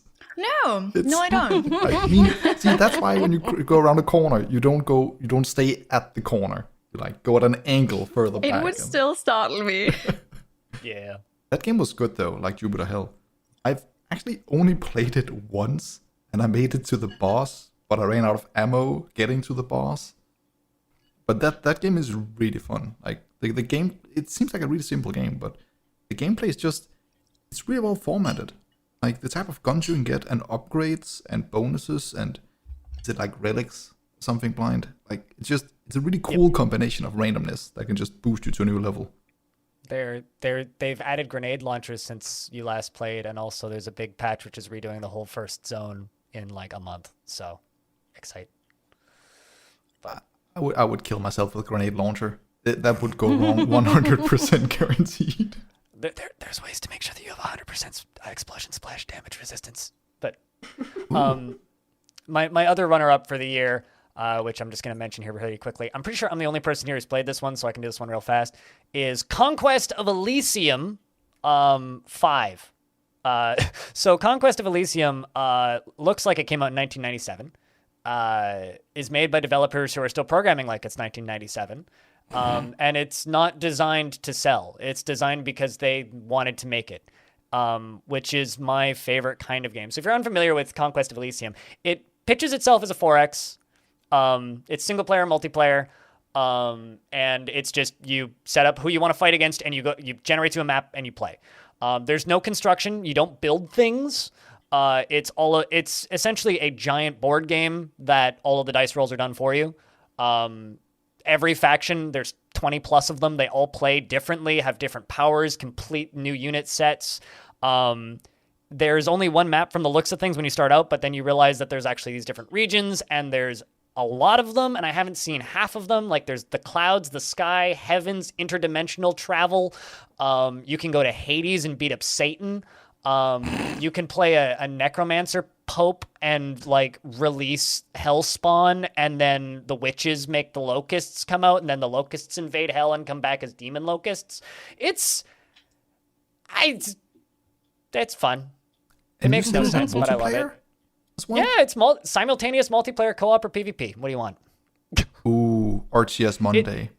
It's not an RTS, but Well, it'll count. It's like strategy-ish. It's fine. We can cram you can watch your kind of low resolution JPEG smack against the enemy low resolution JPEGs, and it's very satisfying. Oh, I love that in a Monday evening. That's like the best.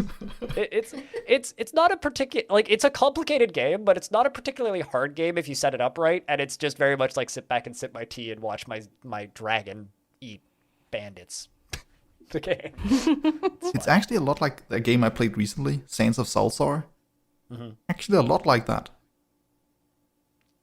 Okay, we'll need to Without talk going about into it in the detail. future. So, Jess, would you like to rattle off your other two? I'm having such a hard time with like number 3, but I do know for certain like picking a favorite. Like I hate trying to pick favorites, but games order. that like another one that really stood out to me was Siege Survival, Gloria Victis. It was also a game that I wasn't really anticipating, and then it just like kind of showed up one day, and I found it really compelling. And so this was more of a immersive survival sim where you had to like manage your resources during the day cycle and prepare things for an army, and then at night you had to go out and be all stealthy sneaky, which I love, by the way, stealthy sneaky games. And so both phases really kept you on your toes as the player, and there's something about that, like that induced stress made me feel so, I guess, invested. I felt so invested in my characters, so invested in the playthrough, and it did come out as a full release, and so one thing that I took issue with was that the replayability was somewhat arguably limited. Although there were other scenarios that came with it that I didn't try. I don't know, that game just, I wasn't expecting it. Same with Potion Craft. And I tried them and just, wow, I like this. Unexpected can be good though. Yeah. Yeah. I have to say, I almost completely forgot about Siege Survival now that you I did mentioned too. it. And I was going through my library and it was like, whoa, I should play that one again. Yeah, it was great. Yeah, I think my biggest issue with Siege Survival is that it came out as full release, but it wasn't. It was actually early access because since then they've added more characters and more maps. Like, I don't know if it's fair to say that it was early access, but what you can say, what I would say is like it came out as a full release and just didn't feel satisfactory at that release, you know. it wasn't feature complete. No, it didn't feel feature complete because Okay, yeah. Yeah. so the way Like it should have the way been you- delayed. Yeah, like it just, I don't know. Like you could do the starting scenario, and then you could do the same scenario again on the same map, but differently set up with different other things. Like sort of how you can do it in this War of Mine if you've played it, where you have different starting characters which change your dynamic a little bit and that sort of stuff. Yeah, so when I played, there was only one map. And Yeah. so that was what Same. detracted it, or was a detraction for me, was Yeah. that you could start and do things a little bit differently, and you can encounter different characters and build different types of parties, but after that it was over, and so that's why I never picked it back up again. But just It was guess- really I know fun. they have a desert map now, which I also haven't played yet because I felt the same. Like I played it. I think I played it twice, but no, that was that. I did the same, but I fell through on the second playthrough because it felt too predictable to me. Like the map was really cool and the sneaking was awesome, but everything else just felt like, yeah, I can already see a pattern what to do here and what to get first, and then how to survive this. Like there wasn't enough. Maybe it's the map thing, but once you knew it, it was kind of like simple, but a really good one-time playthrough experience for me as well. It was super fun. Well, you should have played it on Kiri difficulty then, because there was this event, like the research management part during the day, where you bring food and weapons to the soldiers. You get this dialogue option where it says, everybody, I don't know, not was hungry because you fed them, but, you know, they were something. And then the developer actually told me that if you feed them more than they need, they get stronger. oh I didn't know. Same. That was just not intuitive. So I always gave them just enough so that they were happy. But apparently if you give them more food, which I had, I just didn't give them more food, then it would have been easier. You have to make them all plump and roly-poly and ready to go. Well, Yeah, I don't know. looking at their Steam page, they haven't had an update since July, and there's only the second map so far. There's only the desert map, but apparently they did add dynamic events, so they make the playthroughs a little bit more, you know, set them apart more because they have dynamic events based on what choices you have, and you just don't get the same things over and over again. So might be worth a revisit. Check out the desert map, I suppose. Yeah, that sounds good. Something I would love in that game, if it had that commando kind of like playstyle where you could also assassinate guards more when you were sneaking. Like that I mean, would you have been awesome. could, You just Because- want to yeah, there spec was, into like, ninjas, battle, is what you're saying. But yeah, but it was difficult. Yeah. there was just so many times sitting in a bush, and I'm just like, oh, please, Get please, the let me Assassin's assassinate this Creed guard. DLC. I've got a different game for you. It's actually not on my list, but it was really, really good. What's it? Shadow Tactics, Yeah. Blaze of the Shogun. Yeah. Aiko's Choice. Yeah, that's Shadow really So good. the Tactics. next one. Shadow That was my Tactics is first fantastic. proper stealth game, and it was so cool because you hide just everywhere and assassinate everybody. And Yes. it's so much fun. I don't know many games in that genre, but like the Commando game I mentioned was also like that. I grew up with that, and it was just cool. And sometimes you reprocess the same scene multiple times because a dude turns around when you kill someone else or something, and then you have to like have a character ready to fight that person or do something. Yeah. It's a Yeah, combo that's game. good. Yep. Yeah, I played Blades of the Shogun off stream ages ago, and I paid for it. It was a great game. I enjoyed that. I might actually play that expansion at some point that Kiri mentioned. But Jess, you also have Darkest Dungeon 2 on your list. Is there anything else you want to say about that since we already kind of talked about it? Not really. I think we pretty much covered it. Darkest Dungeon was kind of a tie for me with Dyson Sphere as well. The other game that we talked about. Yeah, we already talked about that one too. So, I mean, it's worth noting that it's also on your list. So, Is there anything specifically you like about Darkest Dungeon 2 that we haven't mentioned? The thing that really stood out to me was that the difference in playstyle, that it's less grindy and a little bit more roguelike, as mentioned, is that I'm somehow both less attached and more attached to my characters in a playthrough, because you can lose them, but it's not like you just didn't spend hours leveling them up for them to die and then you rage quit. You lose them and that specific character is just lost for the run, which makes you invested in them for that reason, for that utility, but not because of the grind. And so I just found that kind of player to character relationship much better balanced. interesting. Evil Trick, you got 2 runners up. I do. And they're pretty good. And they're slightly unique. And they're definitely very different. One of them, probably if I had to rank it, even though they're all different games, all the games on my list, it's Until We Die. It's, I'm not even sure how to describe this game. Like, it's a side-scroller where it's wave-based and you gotta survive, and you're like in a Russian metro in a post-apocalyptic world. And there's like monsters, and you gotta like slowly expand to each side and run to each side every single time you gotta defend.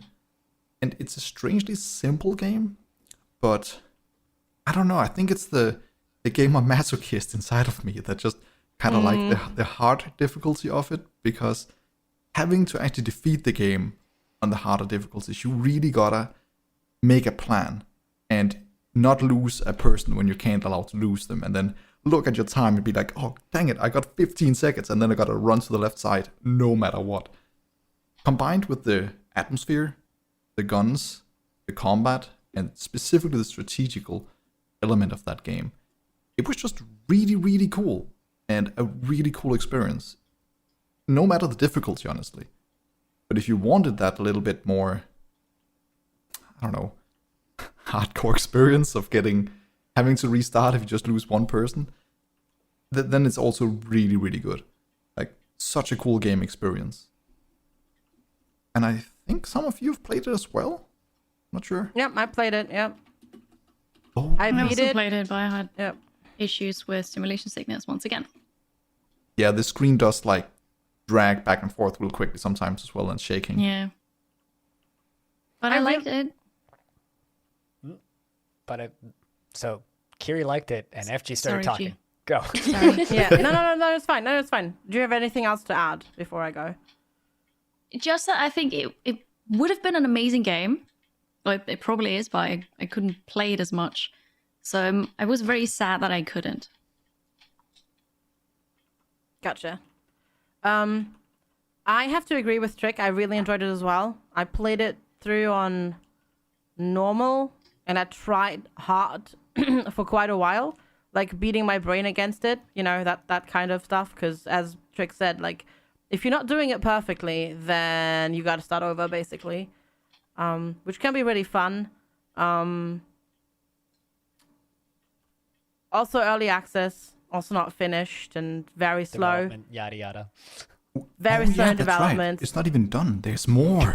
Yes. Yeah, there's so many more. There's so many more maps planned, but they're really unfortunately dragging their feet. Like they originally announced the new map for like September, October, still not out. Pandemic wrecks people's ability to predict how time's gonna go. Yeah, I don't know, You know. but yeah, I enjoyed it too though, because it is very good. Also a good description is Kingdom meets Metro, Yes, basically. exactly.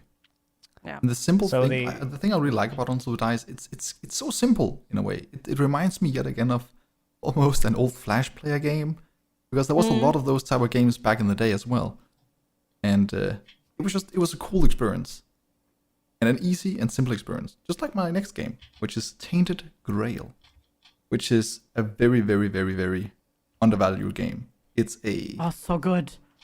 It really is. It's the typical run-of-the-mill card game, roguelike, going up a tower kind of thing. But everything in the game is good. There's way more paths to take, way more builds. Literally every single line is voice acted by some genius voice actors. The story is actually good. There's some mysteries to find. There's hidden achievements. And no run really feels like the same run. And then, of course, there's Danish awesome music in it. That kind of boosts it a little bit as well. Some Viking music.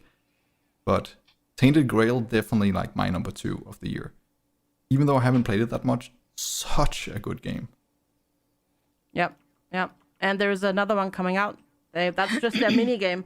The Tainted Grail Conquest is an offshoot of the actual Tainted Grail game, which is based on the board game, which is coming out later. So basically they only came out with Tainted Grail Conquest because they made this as part of their main game. And they were like, oh no, this should be a full game. Like this should be its own game. So they just made it. It's really cool. Can't wait That's to actually see. really neat. I didn't know that. Yeah. Can't wait to see what comes out of that next. So, Same. FG, would you like to talk about your other 2 favorite games of last year? Yeah, sure. So going with a zombie theme, I originally played this game, and the game is The Last Stand Aftermath. I originally played it during one of the many Steam Next Fests, where they just had loads and loads of demos out for you to test. And it's a zombie survival rogue light. And basically, you are so this is set in the Last Stand universe, which has, older games set in it, old Flash games that people may have played. Which I played this past year for fun. Yeah, they're all on Steam now as well, exactly. And $10 for the basically, collection. yeah, the Last Stand has happened. You are infected. You will turn into a zombie. There's no doubt about it. And it's been a long time, and suddenly people are getting infected again. You got infected. You will die. You will turn into a zombie, but you're going out into one last supply run for your settlement, because you're gonna die anyway. So you might as well go out there and try and see if you can do some good before you die. And there's a whole bunch of story in it. The story isn't the greatest. I'm gonna say that right out. But the gameplay itself was just so fun. Because it's just really sneaky. You can theoretically take them down in melee or shoot them, and you sneak around and you get really scared when you see the bigger zombies, and then you get stronger because roguelite, so there's meta progression. And you get stronger, and then you get to the next zone, because there's it's sort of almost say the spiry map progression in there, and then you get stronger and the enemies get stronger, and then you encounter new types of enemies, and it's just really well done. It's super fun. It has even a New Game Plus version, like New Game Plus if you want to go play more of it, where it just gets more difficult. You have modifiers that just increase the difficulty of the game even more so, for your next runs and whatnot. I really enjoyed the game. I played a lot. Let's see, how much did I play of it? I played 44 hours of it, and I 100%ed it in terms of achievements. I got all achievements in that game, and it was just so good. It's a good zombie game. Now It's a good zombie game, yeah. You do have one other runner up here, which I think might be controversial in a minute, but Yeah. let that do be. So my other runner-up is War Tales, which we already kind of like mentioned today a couple of times. And I mentioned already that I also played it.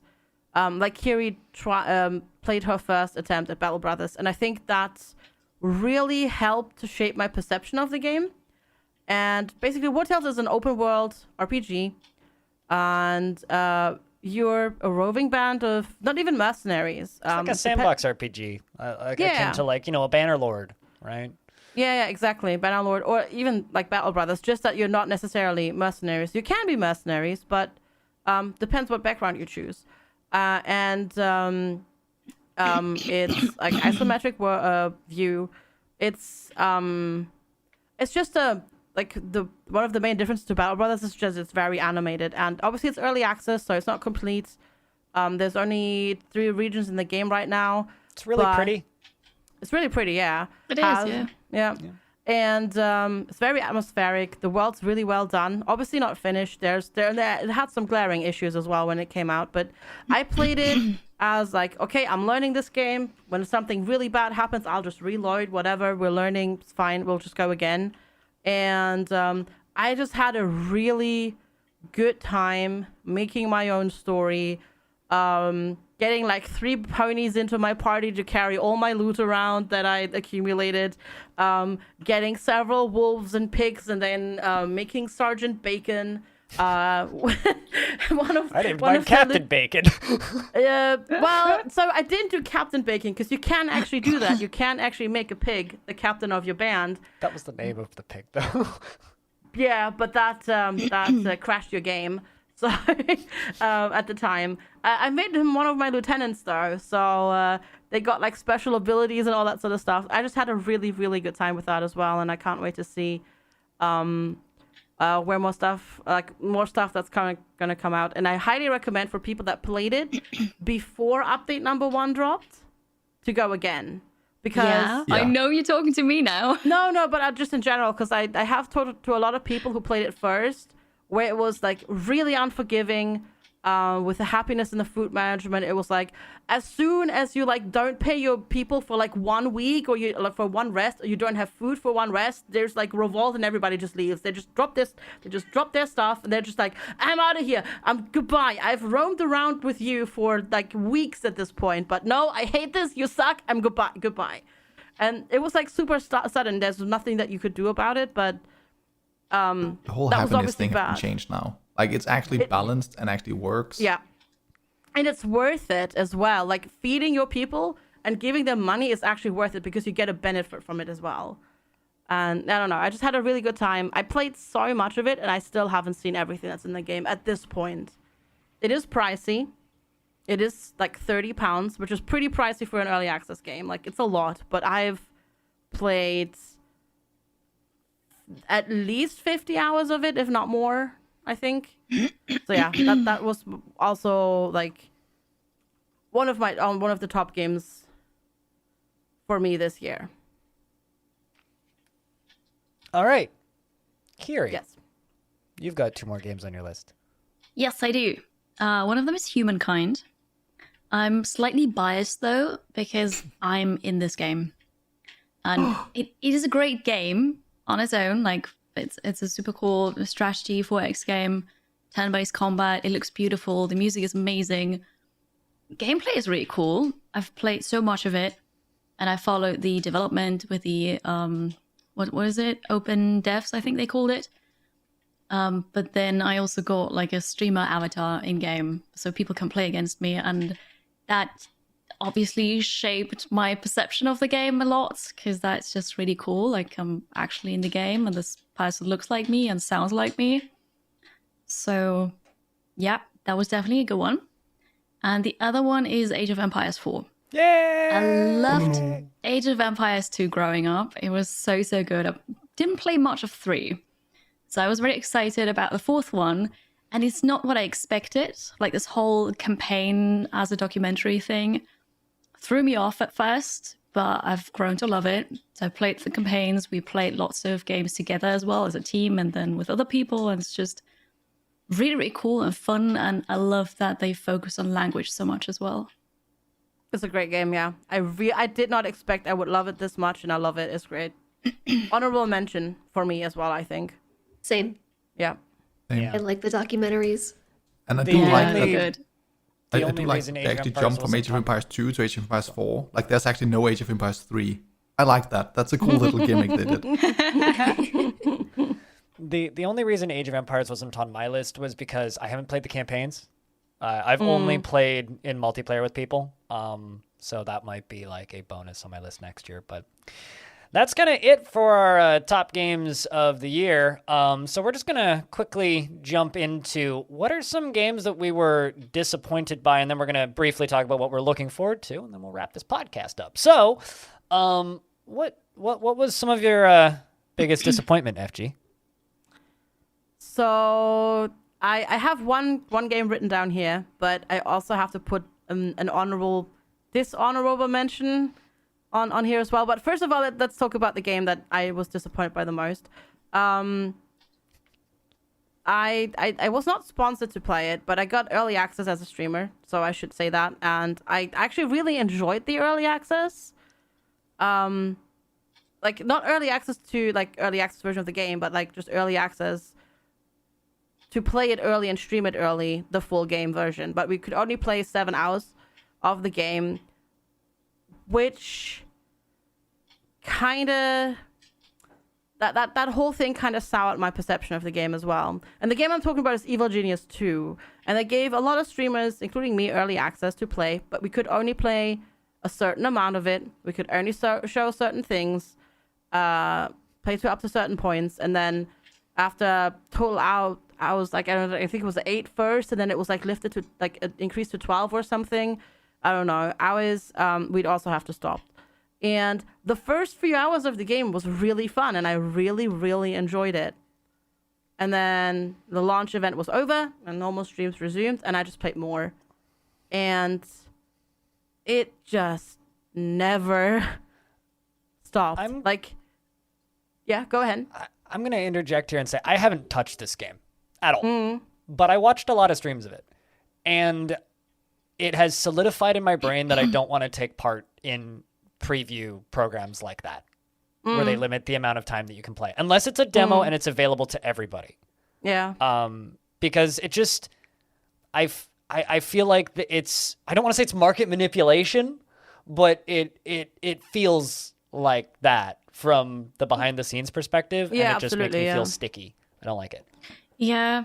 I was in the same program as of G's. I was also able to play it, but within that hour restriction. And I loved the first couple hours of the game, and then I set that on stream, and people bought the game because of my recommendation. And then, like, afterwards, a couple streams later, I realized, oh, well, that's actually not fun anymore. And then I felt really bad because people bought the game because I said it's good, but then it wasn't. Yeah. Yeah, it started off really well, and then as the campaign progressed, you just had to do more and more time-gated busy work, where you had, because you have to do missions on the world map, which you needed to take over the world. They were time-gated. And I don't mean like a minute or two. No. This is hours, literal hours, where you just had to wait and do it, send some of your minions off, and then you just watch the time go by. Yep. And And you had I nothing to do know, in the meanwhile. yeah, It's the general consensus, though. I know stuff has been fixed, streamlined since then. They did it relatively early with the first couple of patches that came out, and there's been lots of patches since then. But you know, we're not talking about patches, right? We're talking about what disappointed you, right? So yeah, exactly. Yeah, no, it was a big disappointment, and I think honestly, the rating that it has on Steam is 100% warranted. And I have not touched that game since then. I haven't even finished my first campaign because it was just so tedious.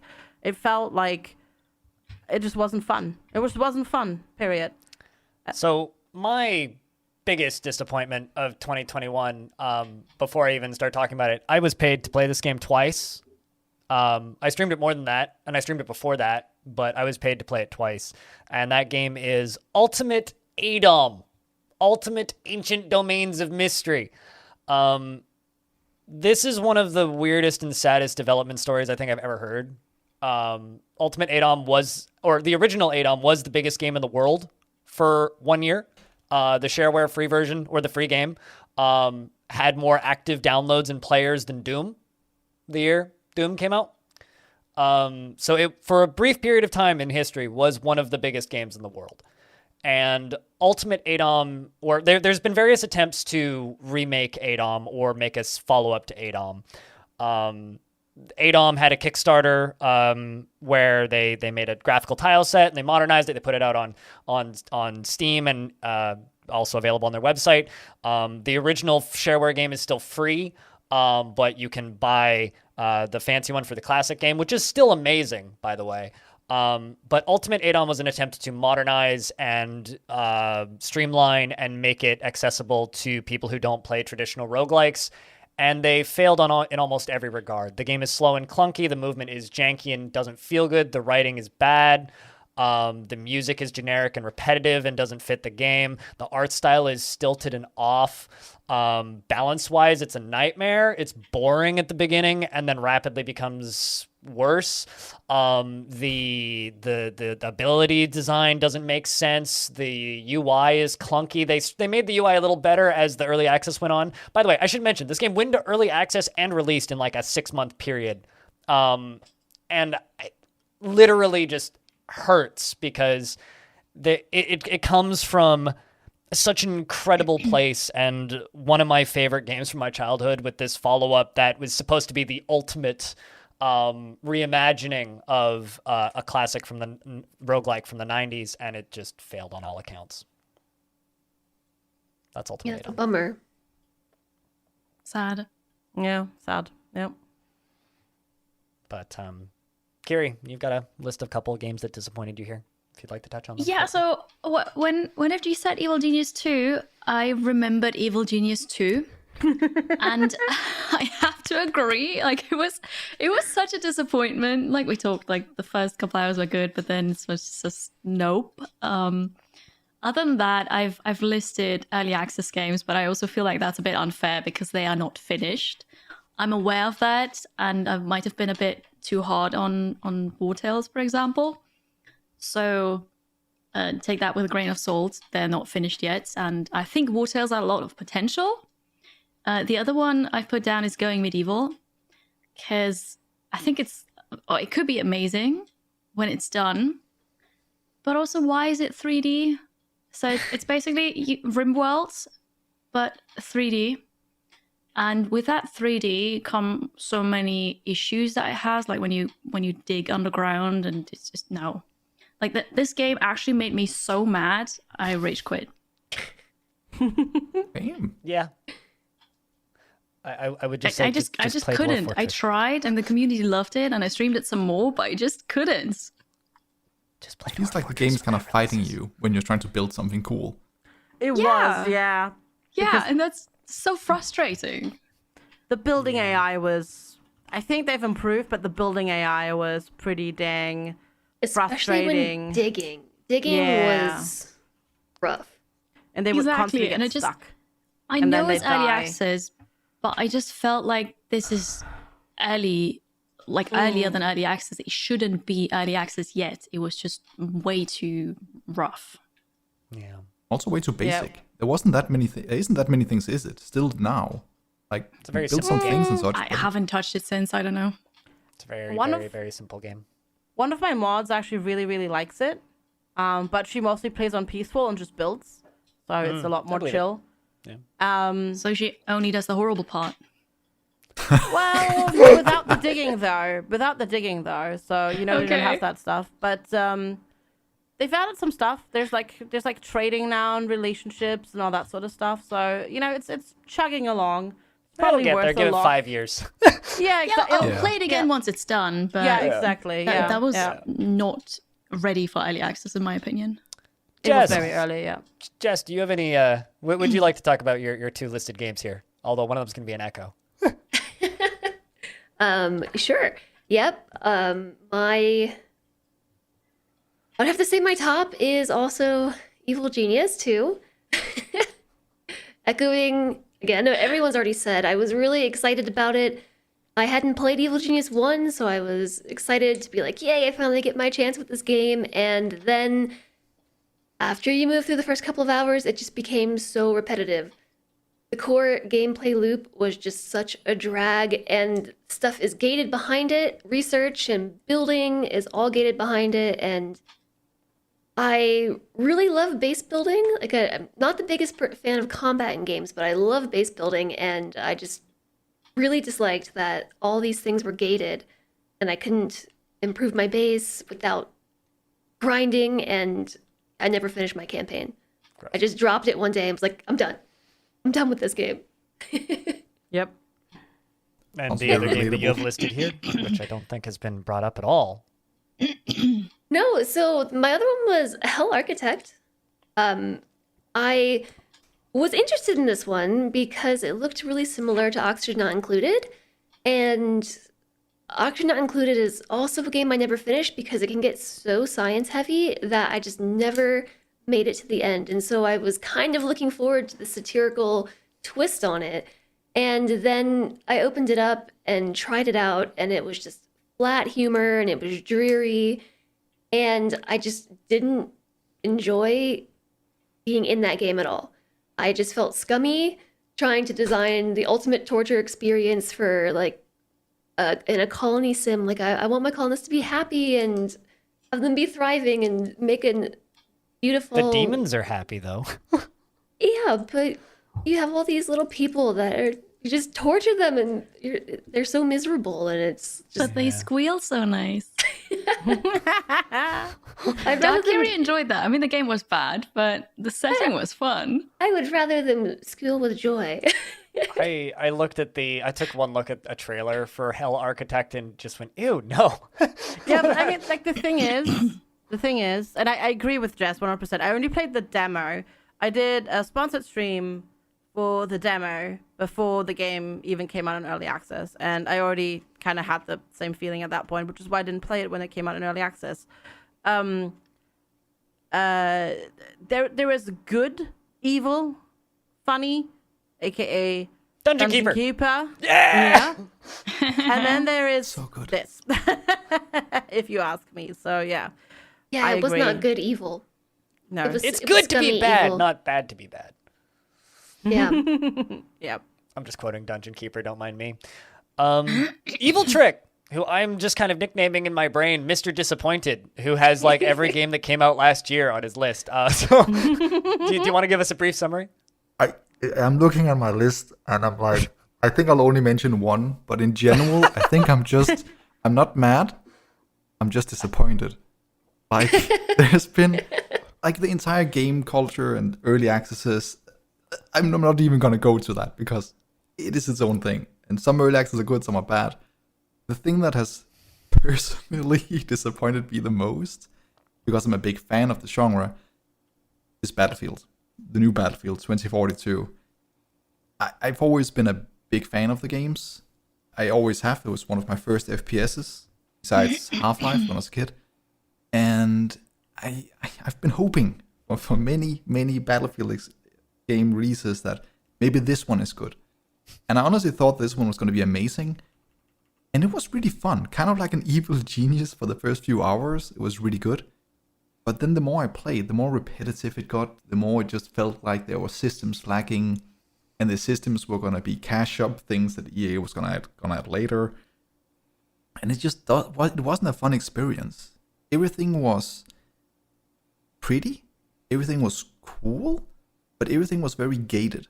So we have like a big open map. It's a cool battlefield. There's like open fields, there's mountains, possibility for strategic things. But in the end, everybody just runs in the same lines because there's no reason to go to the sides. So every single map had a vastly different aesthetically visual feel to it, but it all played exactly the same. That combined with almost no destructibility, kind of low amount of guns and vehicles, it honestly felt like an early access. I And just really want to play Bad Company 2 again. yeah. Well, that's the thing. You can actually play that in that game because they brought Yeah. back older Battlefield games.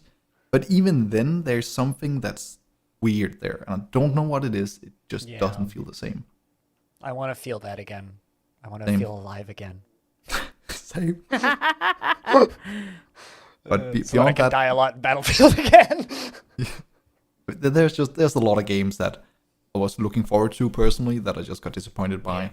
Mainly, it's the whole early access thing where you watch a video, it looks really cool, and then when you play the game, you know it was definitely only a trailer because only a third of the systems are out and those are broken, and it just ruins the experience. So Yeah, I can agree with that. I guess I have like a different approach to these things because when a game is in early access, I'm like, okay, it's in early access. I'm just gonna play it to show everybody what it's about and just suspend my negative critic and just like bring the neutral critic forward and then just drop it from there and come back to it later. see, I did And that's that how initially, that's and how now I I'm just approach it on mean. stream. But like Battlefield's a full release. That's the problem. It's Yeah. a surprise But full that's release, true. right? Well, in regards to early access culture, I just Yeah. I do it too, but it's starting to like, and I've experienced it. I think that's what trick means. It's starting to grate on you when you just have that happen over and over and over again, and you never have a game that's actually finished that you can finish. Yeah. I It's think it always depends on the games- type of game. For me. Go Yeah, on. maybe. okay. Sorry, I missed that. It depends on the type of game. Oh, like oh. half of the games I play are early access. Vast majority of them even are early access. But I think that early access lends itself to a lot of types of games. It doesn't lend itself to other types of games. And I think a lot of games use early access as a crutch. Not as a crutch to put out bad gameplay, but as a crutch to get funding. And I think we live in a world where there's a lot of games that exist and a lot of competition and a lot of people don't get funding. And I'm going to use call out a game that I love playing, Caves of Cud. That's a game that's been in some format of early access for about a decade. But because of the way the game plays and because of the style of the game and because of the depth of the game, it doesn't matter that it's early access. It really doesn't. It just means major patch every 6 months. But That's the same as Dyson Sphere Program. Also early access. And only like 17 euros. Like that's what an early access. That's like the perfect early access. Yeah, and like the amazing thing with the Dyson Sphere Program was, shout against to those devs, they could have dropped their first release as a full release, and I would have been happy with the game yep. Same. because It sold well enough too for them to just drop it and move on. Yeah, and they didn't. There's like it's been a year now, and there's like a new big patch coming on the anniversary.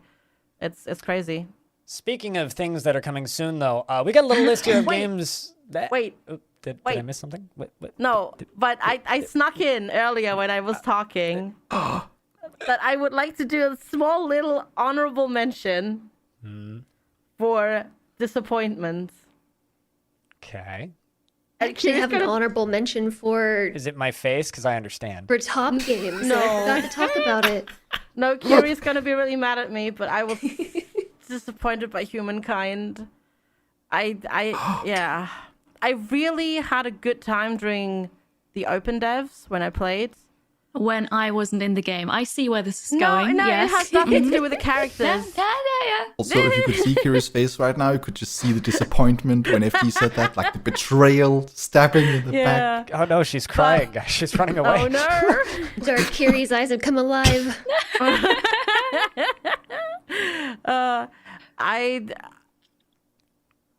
I had a really good time before they changed how influence works. In that, like after that particular open dev, and I've since then not gotten along with the game at all. And to be fair, I haven't played it since September, so I know there's been some patches since then. But I played multiplayer, which was actually quite fun when it works, because you don't play against cheating AI. But I still have not played a single time. I have not played Humankind a single time, and I've played on stream and off stream, completing games, completing an entire run, so to speak. I've not played it a single time without a bug. It's every time I play, there's a bug. Sometimes You're it's just cursed in that way, though. maybe, yes. I've never maybe- seen a noticeable bug outside from like one text glitch, and I think that's because I resized the AI. Like Same. that I've I've wasn't had my problem bugs, with but that then game. I've played so long.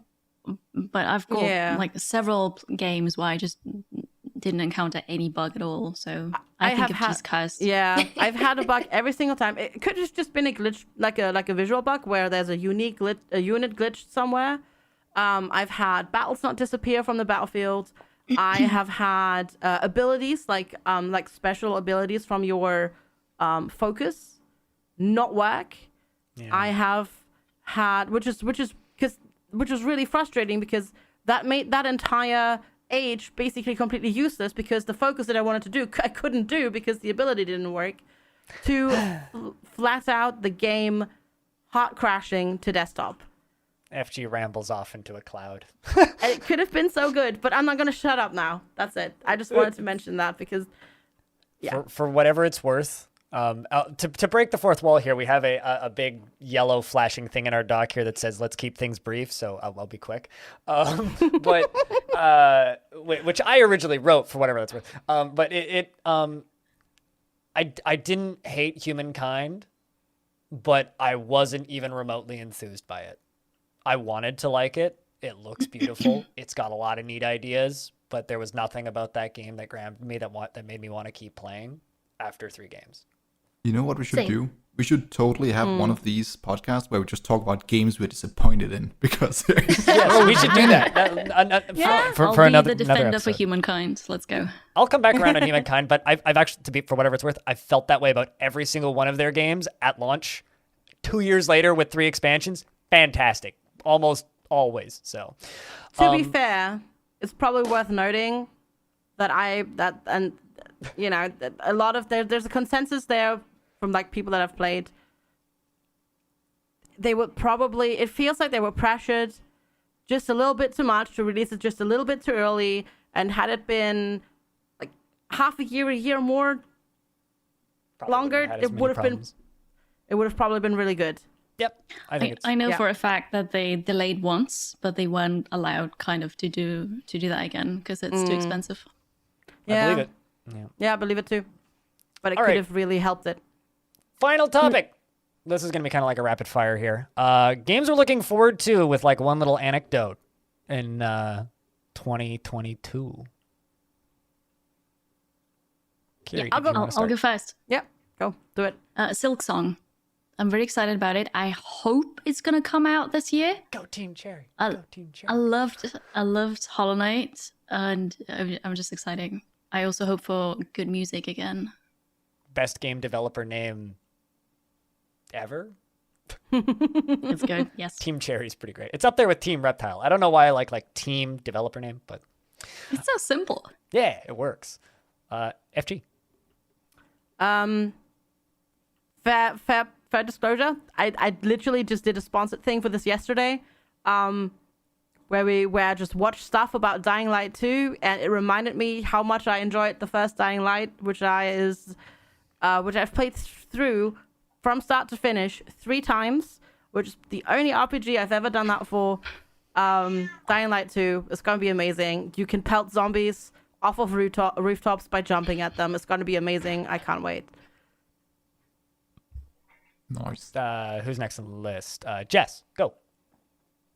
Okay, mine's not so much a release. Well, I guess it is, but it's just DLC. CK3 Royal Court. I loved CK3, and I have been anticipating this DLC for so stinking long. It's less than a month away. I have been avoiding reading devlogs for ages because I'm like, I just give it to me now. I'm just gonna ignore this until it's finally here. Another one that I thought of as we were talking was Dwarf Fortress, the Steam release, because I just really want to get into that game, but I can't be bothered to get into it in its current state. One thing that I will mention about Dwarf Fortress is you can play Dwarf Fortress and completely avoid combat entirely and just build a massive fortress and watch things run around and have cats get stuck in weird places. Sounds Yeah, perfect. I'm very excited for that. I hope it's this year. Me too. Same. Evil Trick? Yeah.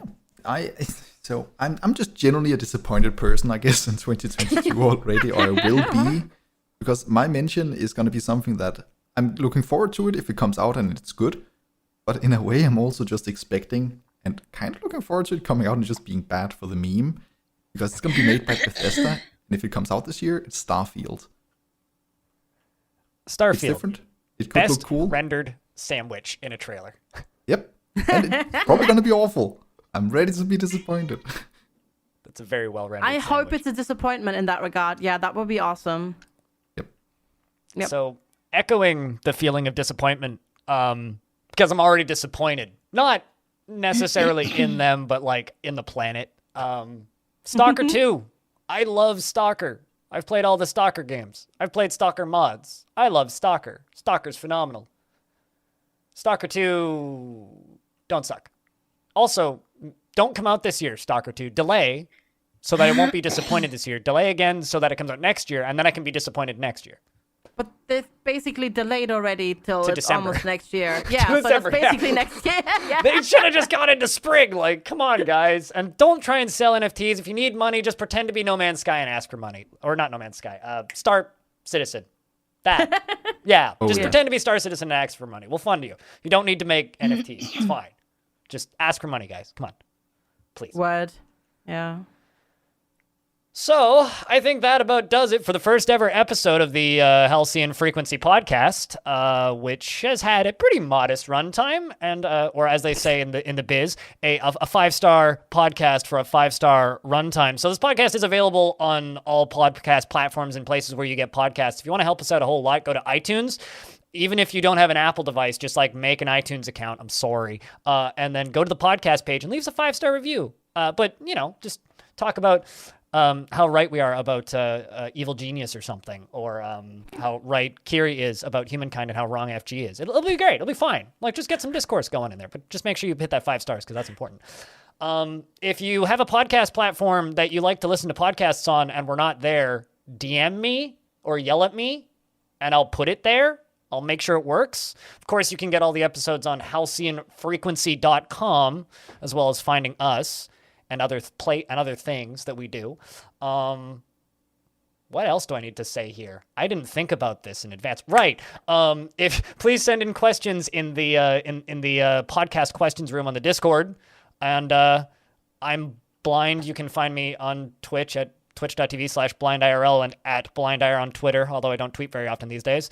Everybody else, if you could just rattle through where people could find you. Let's start with Kiri. Yes, you can find me on Twitch, YouTube, Instagram, Twitter as 2DKiri. It's pretty easy. Jess? You can find me on Twitch, YouTube, Twitter, Discord. Anywhere else? I think that's it. Well, Jess, sometimes with an underscore. Consistency, not my thing. Trick? You can find me on any platform that is not OnlyFans. Pretty much. Under Evil Trick. So what you're saying is you have a fan house, right? Yes. That's only fans, but not only fans. I don't know what that is. Is that new? We can talk about that in another episode. I see possibilities.